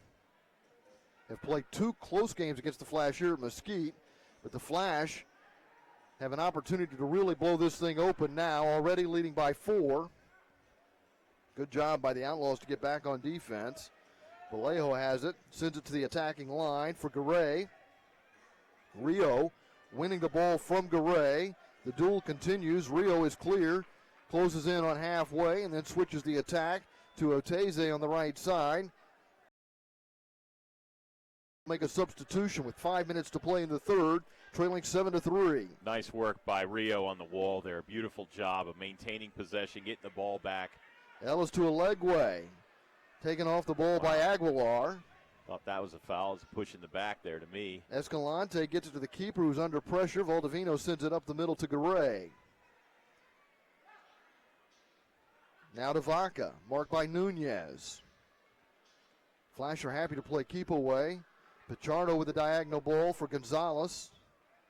Vaca pushes it forward into space. A one-timer, and Cortez makes the save as the shot comes off the right foot of Jorge Rios. Vaca right back inside the attacking line, stops the ball, passes it to the left wing. Escalante takes a shot that Nunez blocks. The Outlaws try to get it out of their own end. Ellis gets it to Aligwe. He gets tangled up, lands on the seat of his pants, but Jones has it for the Outlaws.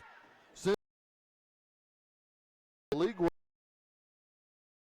support now. The Flash getting back on defense, and Aligwe's at the end of a shift. Valadez comes in for him. Yeah, and he wanted Nunez to continue his run to his right side so that he could pop it over to him. But Nunez, for whatever reason, stopped, and so he couldn't get the ball to him. Valadez is the target in the right corner. He's marked by Tovar. Back out to Oteze. Just over 3.5 minutes remaining in the third. Mesquite trails 7-3. Valadez to Jones. Back to Valadez. Oteze, pressured by Vaca, moves through the center circle to the right side for Jones, to Orozco. Facing Pichardo, not sure what to do, plays it back to Cardenas. To Jones, across halfway, a deflected pass, lands at the feet of Orozco. Tapia into Monterey territory, coming left with a pass to Oteze, then makes a run toward the post, into the corner. Tapia trying to rim it around, comes back out to the left wing boards. Vaca is there, battling with Tapia. It's cleared, but into the seats. And with that, there's a stoppage of play here at Mesquite Arena. The Flash own a 7-3 lead over the Mesquite Outlaws. Monterey scoring the first 4 goals of the game and have reclaimed a 4-goal lead, taking advantage of a somewhat injured Pollo Cortez in goal. He was shaken up late in the second quarter. Monterey has both of the shots, both of the goals here in the third period, and they're out shooting Mesquite 5-1 in this period, and now out shooting the Outlaws 15-14. Rios and Aguilar getting goals here in the third for Monterey. Yeah, the last 4 minutes of that quarter, the last 4 minutes of the quarter here, to me, the Outlaws done a much better job of maintaining possession. Wasn't the prettiest possession, not a lot of super clean, crisp passing, but at least they stopped the barrage upon Pollo Cortez, who's hobbled, standing back there on 1 foot. So I think they got to do a little more of that. Keep that possession. Don't just give the ball away, and try to get some more pressure on the defense for the Monterey Flash. Since Omar Tapia assisted Nunez and then scored, assisted by Ellis at 10:16 of the second, Monterey has scored 3 of the next 4 goals. And it's a 7-3 lead for the Flash. The Western Division champions, the reigning MASL champions.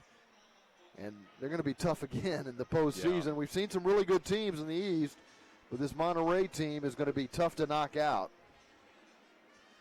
Yeah, they're gritty. I wouldn't say they're. I think that Florida's a little deeper, although the Matt Clare injury for Florida was a tough one. He was really, really impacting that team in a positive way, and really put it to both of the DFW teams when he came in. But I think Utica, too, is also a very good, deep team as well. So certainly going to be fun playoffs. 20 fouls in the game, 10 for each side. As play resumes, Mesquite trails 7-3. The Outlaws have it. Setting up an opportunity here as Valdivinos is out of the goal, but nobody can get a shot in. Passes there between Lee and Rio there. I think Rio, you got to take your shot, my friend. He had an opportunity on the right side and didn't pull the trigger. I think he was trying to find Brendan Lee on the pass back in the middle. But I think if he shoots there, it's a goal. Cardenas from the right corner spot with the restart for Mesquite, which trails by 4. Cardenas to the top of the arc. Tapia fires it in. Valdivinos gives up a rebound. The Outlaws have to chase it down in neutral territory. De Leon loses it, gets it back. De Leon to Lee. Lee off the inboards. It's loose at the top of the arc. Tapia is there and controls. Plays it back to Cardenas. all the way back to the keeper, Cortez. The hobbled keeper sends it beyond halfway, headed by Tovar, coming back to Cortez, who controls inside the arc. Less than 2 minutes to play in the third when Cortez gets it in the direction of Nunez. Monterey controls. And Cortez, when he's getting it, he's just pushing it down the field. He's not even really able, I think, to direct it. It's not crisp distribution. So I think he's just trying to get it down to the other side of the field and allow his team to get the 50-50 ball. And, of course, Monterey has been very, very good at winning the 50-50 balls all night long. Less than 90 seconds to go in the period. Diagonal ball into the corner. The target is Rosas. He's unable to control it. Cortez pokes it away. Still loose, a sliding tackle trying to win the ball. And Rio wins it, but then takes out Aguilar and is called for the foul. Yeah, to me, he got all ball there. I thought that was a really good double tackle there by Rio. But unfortunately got the call. And an Outlaws arguing, as you can tell. Shane Butler, the senior referee. And you see again, man, I think he got all ball there, Pete. Certainly some contact with the player, but 65 seconds remaining in the period. Flash with a 7-3 lead. Diagonal ball in the air, into the right corner, skips away from the target. Here come the Outlaws. Rio with a nice spin move across his own line, going right, marked by Aguilar. Back to Cardenas. 45 seconds to go in the third. Nunez, defended by Puentes, picked up by Aguilar. Sends it up the boards on the right side to Vicmore Aligwe. Aligwe sends it to Oteze, to Rio with 29 seconds to play. Third period winding down at Mesquite Arena. The Flash lead by 4. Into the attacking third. The Outlaws have possession. Oteze plays it to the right wing side for Ellis. Ellis inside the Monterey line. Pushes it against Pichardo and runs into the official. Man. And now it may be Shane Butler who's shaken up.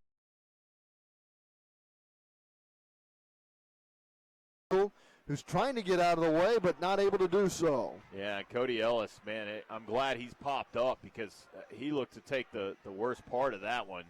They just, again, both men, a foot-to-foot contact. Cody Ellis is slow, trying to shake it off, but man, yeah, he's limping. Ellis is giving it the thumbs up, but he's limping back toward the bench. And you can see he was going to rim it around, Pete, and just referee's foot directly in the path.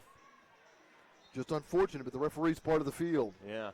Monterey doesn't need any more help here, fellas.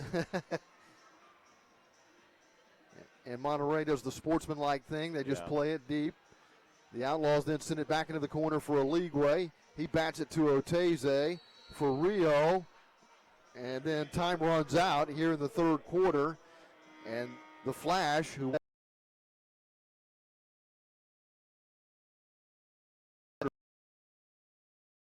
after scoring twice, Outlaws in the third period 5-3. Mesquite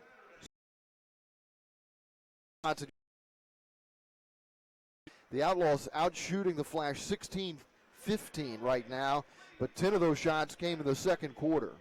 Yeah, they really did a nice job coming out in the second half, applying a lot of pressure. But man, the Flash storming out of the gates, just taking advantage of Pollo Cortez playing on one leg. And man, 4 goals, that's a tough row to hoe when you've got a keeper that's really struggling.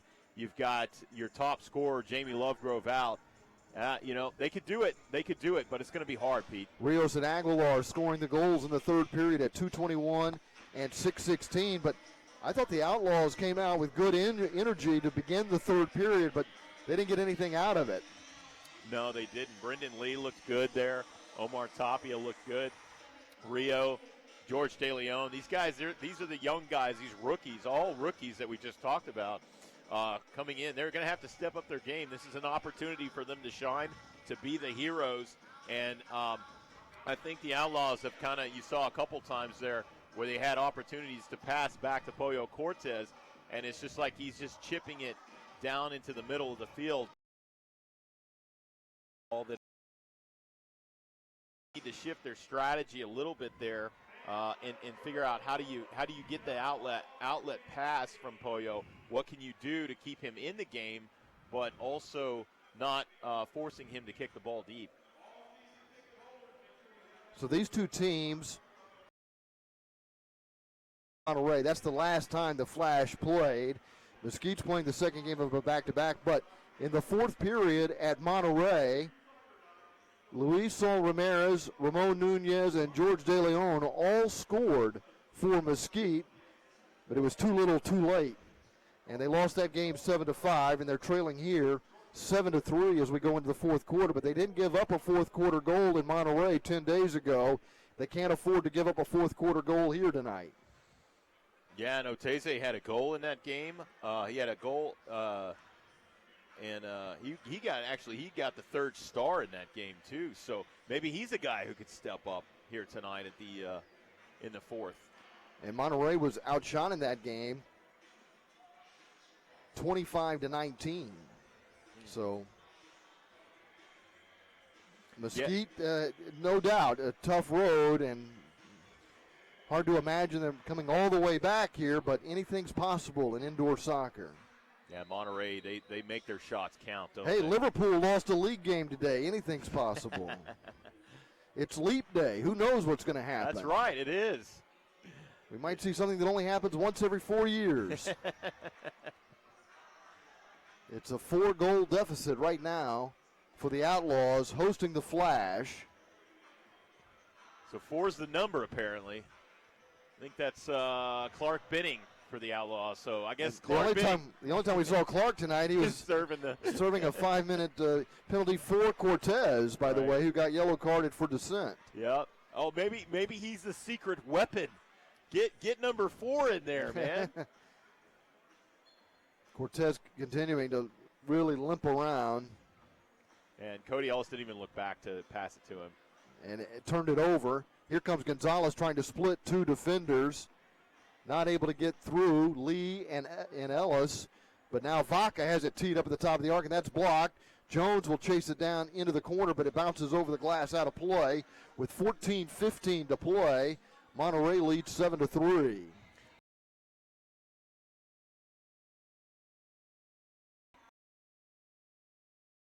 Blockers, 25 blocks coming into the game, 6th in the MASL. From the right corner, the restart into the area, deflects around Gonzalez. Not able to get it on frame. In the corner, the battle for possession continues. Garay is there for the Flash, battling Lee and Valadez. The Outlaws get it cleared. Not quite to halfway when Vaca catches up to it. Valadez pressures him. It is sent back to Valdivinos. Monterey they're not going to be in any kind of hurry to try to attack. Rios turns it over to Jones. Jones launches the ball ahead, but that skips right into the hands of Berna Valdivinos. 13 and a half minutes remaining.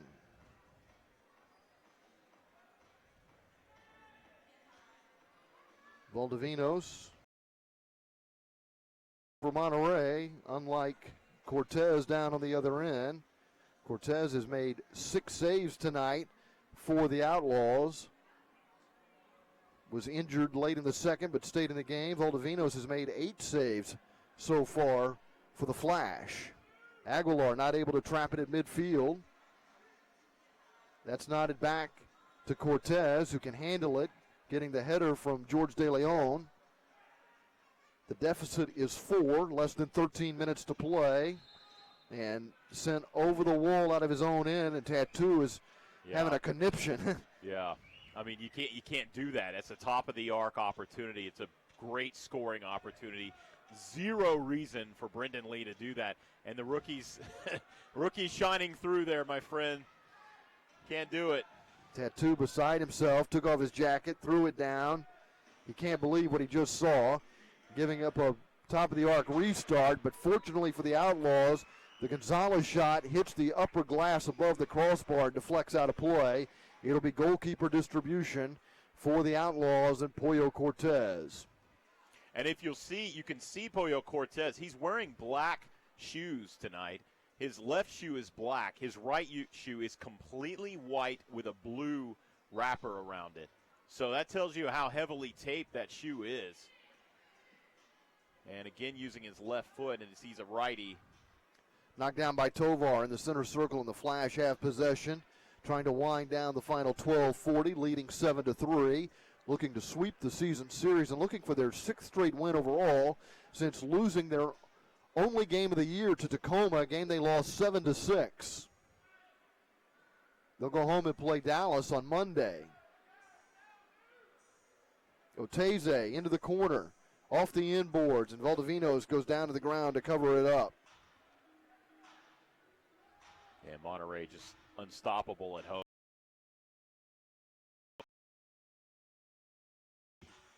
Can't be beaten at home. 10-0 on their home floor. Not bad on the road, by the way, 8-1. Yeah. Here's an opportunity for Cardenas, but Valdivinos slides and pokes it away. Comes out to Puentes. Good work by Omar Tapia there to blow that thing up. It's unfortunate. Gonzalez and Cardenas. And taking a tumble, drawing the foul, is Rio. Yeah, he just full throttle into Eder Gonzalez there, and I think he might have rethought that decision after it happened because he got the worst of that collision by far. Cortez to Orozco, can't get it past Puentes. Yeah, undisciplined there. Pollo Cortez is going to get fouled, get the foul call on him with the foot into the chest of Edgar Gonzalez. And what he's arguing, I barely touched him, but unfortunately, regardless, you still got your foot in his chest. So it's definitely a foul. Quiros with the restart, through the area for a one-timer, but that sails out of play. And then Eric Rosas there with the shot, and when he took it, it went so high, he looked back at the ground. He was like, there must have been something on the ground that made that shot go so high. Can't be his fault. No, there was a rock. It was a rock that it hit. Oh, man. Flung out beyond halfway, but nowhere near Orozco. Turned over at midfield, however. George De Leon on the counter to the corner. Rims it around, but it's grabbed by Valdivinos. Yeah. De Leon was being shadowed by Rosas. Yeah, good defense there by Monterey. No threat whatsoever. Even on that fast break, they still track back, shut it down. 11 minutes remaining. Monterey leading 7-3. They scored the first 4 goals, and they've scored the last 2 goals of this game.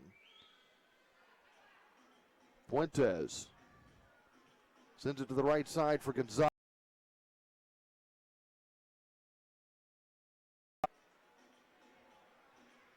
One thing that Flash might not get a lot of credit for is their defense. They've actually got a very, very good defense. We mentioned Damian Garcia's not here, but, man, Hector Vallejo, 23 blocks, is 8th in the MASL.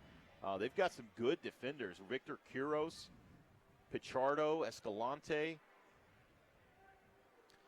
They've got a plus 78 goal differential. They score more than 8 goals a game. They're approaching that tonight with 7 and a 4-goal advantage as we near the 10-minute mark. Yeah, the sport is certainly designed to reward a lot of scoring, but good defense will get you far too. Garay leaned up against the wall and the door opened on him, but he's still able to maintain the attack.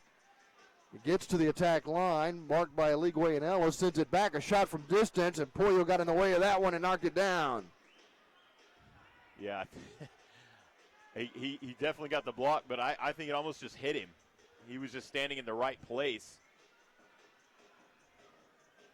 Sends it out to Valadez, who leaves it for Orozco. Orozco moves inside the Monterey line, Cardenas back to Valadez. 9.5 minutes to play. The Outlaws trying to cut into a 4-goal deficit. They trailed by 4 early and got to within 2, but now trail 7-3. Changes are made. Valadez posting up at the attack line. Back to Cardenas. He cuts left. A sloppy touch. Nearly turned it over to Aguilar. Wins it back. Cardenas moves in off the inboards into the area, but it's Aguilar who's there for the flash and moves across his own line. Can't control a bouncing ball. Cortez has it up the middle to Oteze. Yeah, and unfortunate there that he couldn't get Cardenas couldn't get the ball over to Valadez, who was in the middle wide open. Just couldn't quite get the pass through. Here come De Leon and the Outlaw. From Lee on the left wing, finds the upper 90. And that draws the Outlaws to within 3, trailing 7. And Brendan Lee painting the upper right-hand corner of the goal. I love seeing him pay off here.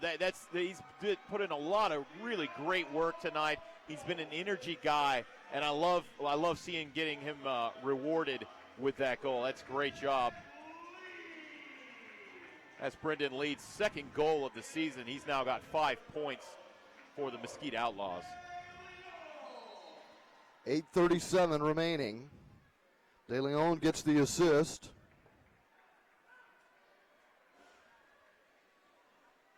So the Flash lead is down to 3. I don't think they changed their game plan at all here. Yeah, no. I don't think they're nervous. You do start to wonder at what point do you go to the 6th attacker, and you may not need it that soon. A turnover sets up a goal for Nunez. Wow, some undisciplined passing between Valdivinos and number 4, Escalante. And Ramon Nunez, again, another guy, another rookie coming in, not giving up, gets the ball and is rewarded with a score, an easy goal. And, man, we got a game, Pete. Look at here, it's a 2-goal game with 8:14 to play. Don't go away yet, kids.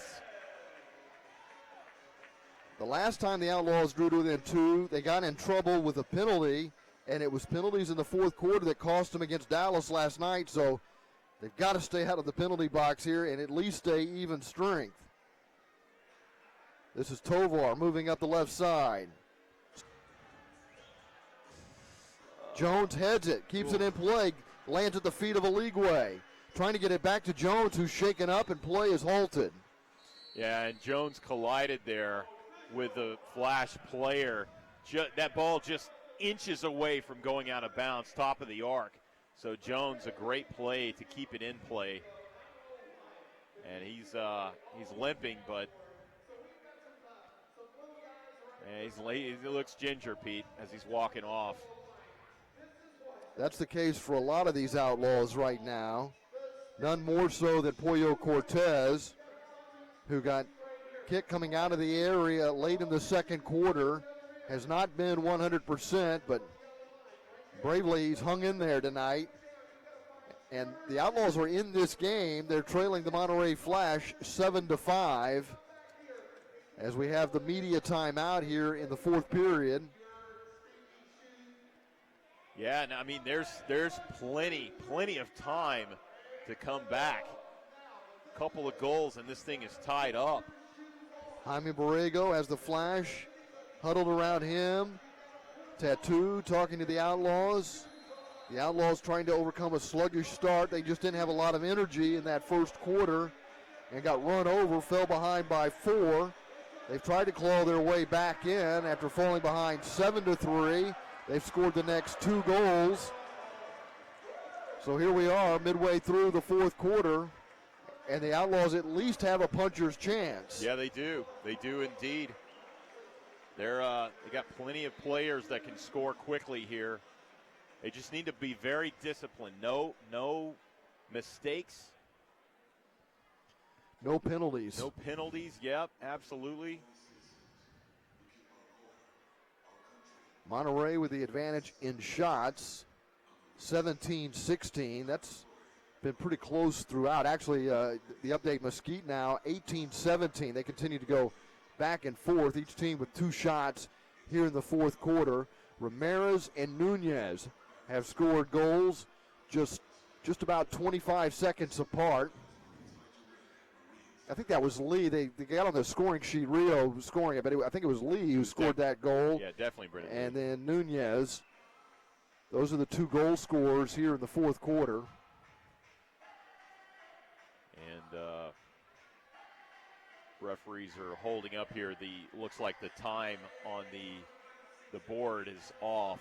The big board is turned off now, so I think well, that's not good. Yeah, that's not good at all, because you can't see the time at all. And yeah, they're trying to figure it out. Right now they're I see. They got a reboot. I was just going to say that. I can see the reboot icon. They called IT, and IT said, well, have you rebooted your computer?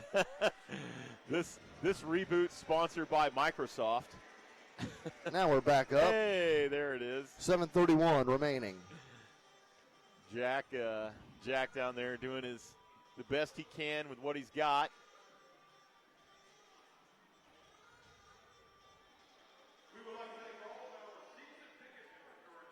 And you got I don't know, does this benefit the Outlaws to get a little bit of rest? Does this benefit the Monterey Flash? I don't think there's enough rest to benefit the Outlaws.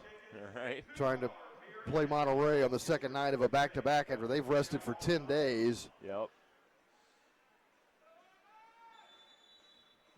Ready to resume play. Cardenas to Pollo beyond his own line for one of the few times here in the second half. Rio gets it from a league way back to Cardenas. Cardenas looks for a target, plays to Rio in front of the Outlaw bench. Back to Cardenas, wearing the captain's armband tonight. Cardenas finds a league way right at the attacking line. Spread out here, trying to spread out the Monterey Flash defense. Vic Moore very, very active up there, trying to move around and break free. Outlaws need 2 to tie and 3 to win tonight. Trailing 7-5 with less than 7 minutes remaining. Cardenas keeps it on the ground, plays it to the right wing side for George De Leon, who puts it in front. Valdivino's diving to his right, sends it out of play. Well, it was a nice little shot from George De Leon. Really difficult angle on the right side. And that gave Valdivino's trouble. Cardenas will get a restart along the left wing boards.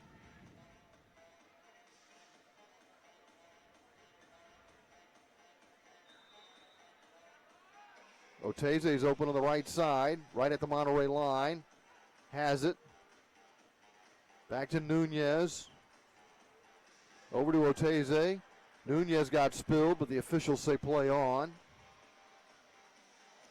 He's not able to get around. Puss lays it back to Tovar up the middle for Gonzalez. That's Brandon Gonzalez. Sent back to Pichardo. Taken away. Aligwe is able to pick the pocket of Jorge Rios, and now Nunez controls. Cardenas has it. Good possession for Mesquite. Trailing 7-5 as we near the 6-minute mark of the fourth period. Cortez sends a nice long ball to the corner. Tapia got a shot on it but couldn't catch it cleanly. Cortez is limping back toward goal after delivering that long ball over the top. And he'll have an easy bouncer. Handles it routinely and then flings it up the middle. Headed at midfield by Rio. Tapia chasing it into the corner, and it skips over the wall out of play. That's a restart for the Outlaws. Rio. Absolutely. And getting playing time here in crunch time with 5.5 minutes to play. And the Outlaws needing 2 goals against first place Monterey.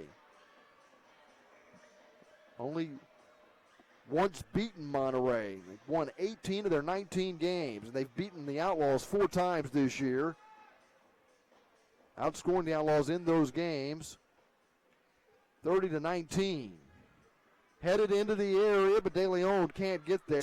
They're spreading the field. They're trying to get more space to allow their forwards to move, but the problem is the forwards aren't making quick moves to the goal when they get it down on their end. They're just not moving fast enough. Ball lifted into the area for Orozco, but as he goes up for the header, it's grabbed by Valdivinos, who distributes to Puentes. He nods it forward up the left wing side past Ellis. Controls it in the corner and is content just to play it back to halfway, where Quiros will collect with 4:24 to play in the fourth quarter. The Flash lead 7-5. Yeah, the Outlaws need a goal here in the next probably minute if they're going to stay in this game. The sixth attacker can't be that far away now as we hit 4:10 to play. Into the corner for Aguilar. Aguilar puts it in front. Look out. It's a 3-goal lead, and that's another goal for Puentes. He's got a hat trick tonight. Yeah, and that's just it's just unfortunate there because he came running through. Cody Ellis didn't see him, and, man, easy goal, taps once, and you can see Pollo Cortez. I mean, he could barely lift himself up to get up off the ground. So not going to be able to lunge and usually use his cat-like skills to plunge upon an open ball like that. But, man, I think that was probably the death blow, Pete. Puentes opened the scoring at 6:17 of the first and added a power play goal at 11:42 of the second period. And now with 4:02 to play here in the fourth, he's given Monterey an 8-5 lead. Aguilar assisting Puentes on the even strength goal. Flash. They also, Joan Latte has it. Passes past Lee to Garay, who's marked by De Leon. Baca sends it to the right side. Gets it back as he moves up the middle. Trying to get around Lee, and then Cardenas plays it to Gonzalez, and he scores with the left foot. Gonzalez strikes and makes it 9-5 with 3:15 to play. Yeah, Monterey at this point, they just look like they've got their legs are just so much more active and quick, and Gonzalez there just beating Pollo Cortez over his right shoulder. I mean, Pollo didn't even jump at the ball. So, I mean, at this point, to me, bring in the sixth attacker, Pollo, get him off that foot. You've got more games to play. It's going to be tough if they lose this game to stay in the playoff race. But, and here comes Cody Ellis right on cue with his sixth attacker. Gonzalez ended the 4-goal run to open the game at 4:23 of the second period, and now scores at 11:47 of the fourth to make it 9-5 Flash. And this is the third time they've established a 4-goal lead in this game. Cody Ellis dons the sixth attacker jersey with 3:15 remaining. Alegwe will kick off, and Pollo walking slowly toward the bench. He's been a wounded warrior here in the second half of this contest. He hung in there toughly and gave the Outlaws everything he had. Yeah, he certainly left it on the field tonight. You really got to tip your hat to the rookie. Did everything he possibly could, playing on one foot. With the sixth attacker, Valadez is the target in the corner, and may have called it a handball here. Yeah, it caught him off his left hand. Aguilar goes down. Cardenas is saying that should be a handball against Aguilar. Aguilar saying I got raked across the feet as a free kick for the Monterey Flash. Yeah, Aguilar wanted the foot to face on that one, but I think they saw it wasn't a high kick. Rightly called a foul, but not a card. So Cardenas picks up his third. Gonzalez with a shot. Ellis makes the save. Tapia has it, gets it to Cardenas. To Aligwe. Aligwe gives it to Aguilar. Aguilar goes down. Free kick coming up just outside the area for the Flash, who already lead 9-5 with 2:36 to play. Yeah, and that was a beautiful save by Cody Ellis because that was not an easy one to take. And Brian Aguilar, you can see here, and boy, I hate that call. I mean, to me, he just fell down. There was barely any contact with him. And this is a tough spot here for the Mesquite Outlaws. Ellis is part of a three-man wall here. Escalante approaches and then signals timeout for the Flash as they try to add to a 4-goal lead with 2:36 to play. They're looking to extend a 5-game winning streak and sweep the season series with the Outlaws. winning the first 4 meetings of the season, including a victory 10 days ago in Monterey, a game they won 7-5. They won here early in the year 3-2, and in their second trip to Mesquite Arena, defeated the Outlaws 10-8. If they lose this game, they're going to go to 6-14. And, you kind of alluded to it earlier, Pete. I think that's probably too big of a mountain to climb to catch Sonora at 9-10. Although they do have a tough game March 1st versus the Utica City FC. So, that's certainly not a cakewalk. They got some tough opponents coming up. But, 6-14. Sonora's got 3 games against Monterey. Yeah, we see how that's going. Monterey just doesn't look to lose any steam at all. The MASL podcast is back. Join us as we talk to players, officials, and coaches from across the league and take you behind the scenes of the MASL. Check out MASLsoccer.com to listen to past episodes of the MASL podcast on Apple Podcast. Pete Stein along with Matt Thornton. We're into the latter stages of this one, a game that's been controlled by Monterey from the start. And now with a 9-5 lead and 2:36 remaining, they'll get a restart just outside the area on the left side. Quiros plays it to the top of the arc for a one-timer, and somehow Pollo manages to dive to his left and make the save. Distributes long to De Leon. De Leon with a left foot sends one high off the facing underneath the scoreboard here at Mesquite Arena. Man, what an impressive sequence there. Pollo Cortez diving with that save. Great job. And then the long, beautiful distribution. George De Leon, unfortunately, just couldn't get that shot a little bit lower. Well, oh, wow. This could be trouble, but Escalante is able to head it back to the keeper, Valdivinos, who picks it out of the air with 2:15 remaining. Out to Escalante. Vaca gets past Valadez, but then has his pass intercepted by Cardenas. Cardenas telling Tapia, we got to go the other way. Right.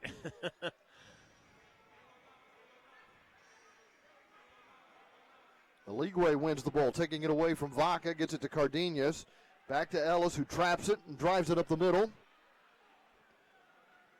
Tapia gets it to Aligwe in the referee crease. Ellis trying to get around Escalante, and he scores! De Leon gets a goal with 1:37 remaining, and the deficit is 3. The Flash lead 9-6. And that's what he wanted to do the last time he was down there. Pop it up, and he got over at that time a much lower, harder kick, and back in the net. Nice job, nice shot from George De Leon. The Outlaws get the goal with the 6th attacker. Make it a 3-goal game. This could be very reminiscent of the game at Monterey 10 days ago when the Outlaws scored late and ended up losing 7-5. Cardenas gets the assist on the De Leon goal.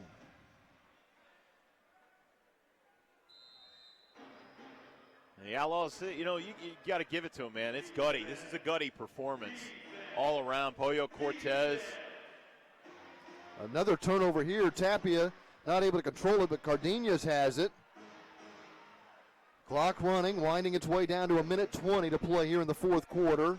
And the Outlaws need 3 to tie, trailing 9-6. Jones to Aligwe. Goal! My goodness, the Outlaws are not done yet.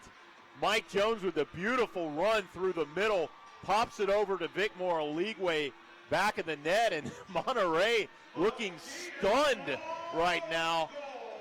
Outlaws pulling to within 2 goals late. And, man, I'll tell you right now, Monterey, they're just shaking their heads. What are they doing? 13th goal of the year for Vicmore Aligwe. Jones gets the assist. 6th attacker still out there, 1:13 to play. Outlaws cannot concede, and they need 2 more to force overtime. Headed back to Ellis. Barehanded, grabs it out of the air. Gets it out to Valadez through his legs. Quiros is able to play it back to his keeper. Up the middle, it comes to Gonzalez. Sent beyond halfway. Collision. Yeah, they called a foul there with I think that's the cleats up, if you will, foul.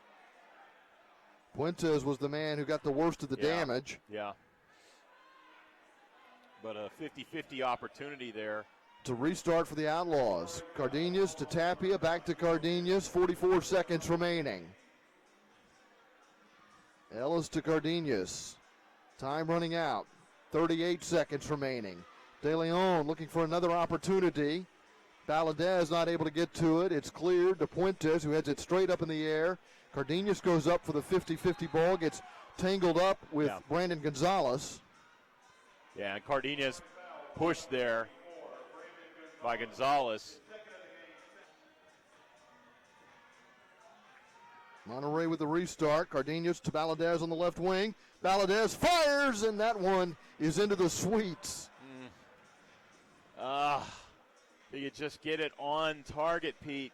There's a rebound. There's a big, juicy rebound with 20 seconds left. Oh, man. Missed opportunity for the Outlaws.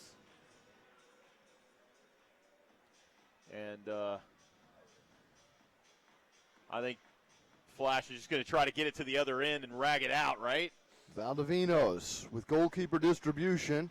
Gets it to the left of the superstructure. De Leon has it at halfway. Clock ticking down to 14 seconds into the area. Valdovinos scrambling around. Bats it to the corner. That one's right in front of the goal. Sent now to the opposite corner on the left side. As there's just 2 seconds remaining, play continues. And we've run out of time. A flurry of activity there in the final seconds. But we've come to the end of the Mesquite Outlaws' next to last home game, and they have fallen to the Monterey Flash 9-7. And now it's Bruno Valdovinos who may be shaken up here at the end of the game. His counterpart, Eduardo Cortez, played the entire second half at half strength. Yeah, I think Valdovinos took that shot directly in his face. And from the replay, it's hard to tell, but I think he took it right in the face, and that was a hard shot. So slow to get up. Man, it is. Listen, if you want to play goalie in this league, I'll tell you, it's not for the faint of heart to play goalie in the MASL. Jaime Borrego and his coaching staff not happy with the officiating here at the end of the match. The Flash come away with a 9-7 victory, so that's 6 straight wins now. They're 19-1. They clinched the West a week ago. They're 18-1 against division opponents. They've beaten the Outlaws for the 5th time this year, outscoring the Outlaws 39-26 for the season. Meanwhile, Mesquite falls to 6-14. They're now 4-7 at home. They've lost 3 of their last 5. They have a -18 goal differential, and they fall to 6-10 against the West tonight. Yeah, and a tough game for the Outlaws, and it's odd because they're home, but they're playing the second night of a back-to-back. So, they're obviously the ones that are struggling here at the end of the game with the tired legs, missing their captain, Jamie Lovegrove. Pollo Cortez, probably one of the best in the business, hobbled on one foot. And, man, the Outlaws just could not overcome the many obstacles they had to get over tonight. And some of them were self-inflicted. They came out really flat, having played at Dallas last night and losing an emotional game to their crosstown rivals.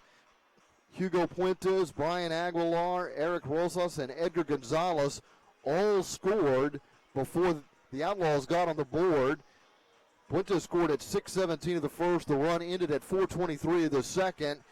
And Ramon Nunez finally got Mesquite on the board, assisted by Omar Tapia.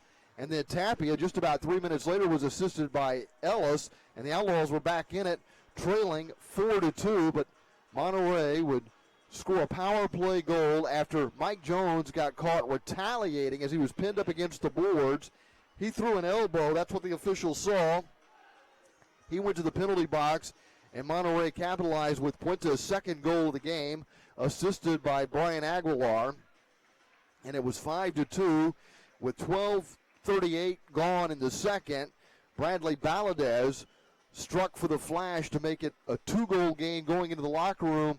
The Outlaws were down 5-3, but their goalkeeper Pollo Cortez was injured late in the second quarter. He hobbled out of the locker room and bravely made it through the remainder of the game, but Jorge Rios scored for the Flash at 2:21 of the third to make it 6-3. It would be 7-3 before Rios scored. Nunez would score his second goal of the game for Mesquite to make it 7-5, but the Flash scored the next two goals. Puentes completed a hat trick, and Edgar Gonzalez scored, and Ramon Nunez will be with Brother Van here in the post-game interviews here at Mesquite Arena following the Flash victory here tonight. The Flash have already won the Western Division. They had 10 days off before playing today, and they clearly were the team with more pep in their step tonight and got off to a fast start and then held on through the end to pull out another two-goal victory, just as they did 10 days ago at home. Nunez standing by for the post-game interview.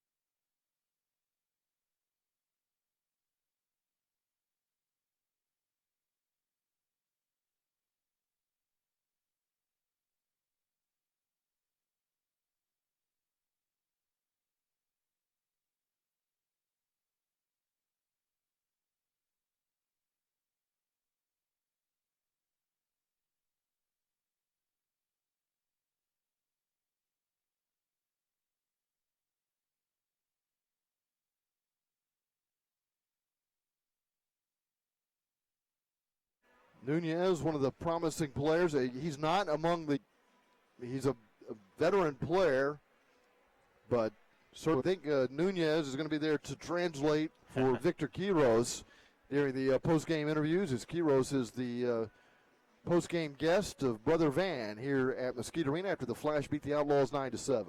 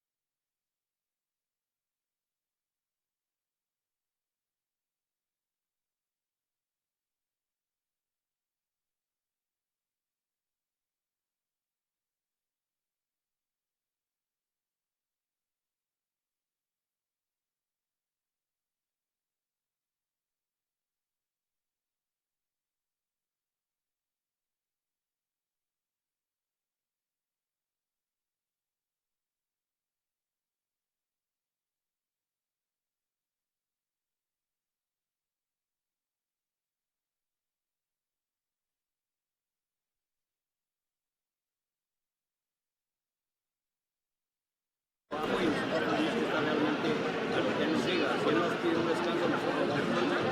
Creo que nosotros mismos, y porque playoff es muy distinto a que se juega en temporada regular. Creo que todos los equipos que entran en playoff cambian completamente su forma de jugar, la recuperación, el ir, el venir. Entonces, yo pienso que es un trabajo del entrenador, pero también nosotros mismos tenemos que salir al mismo tiempo.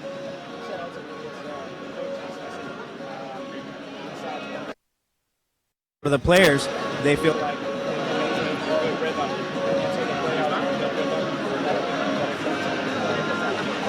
Victor, congratulations on the win.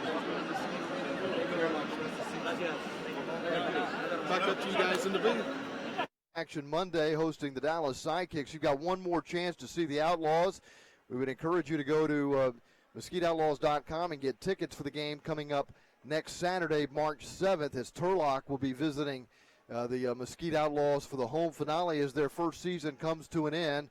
Tonight, the Monterey Flash complete a season sweep of the Outlaws with a 9-7 victory. We invite you to tune in Saturday on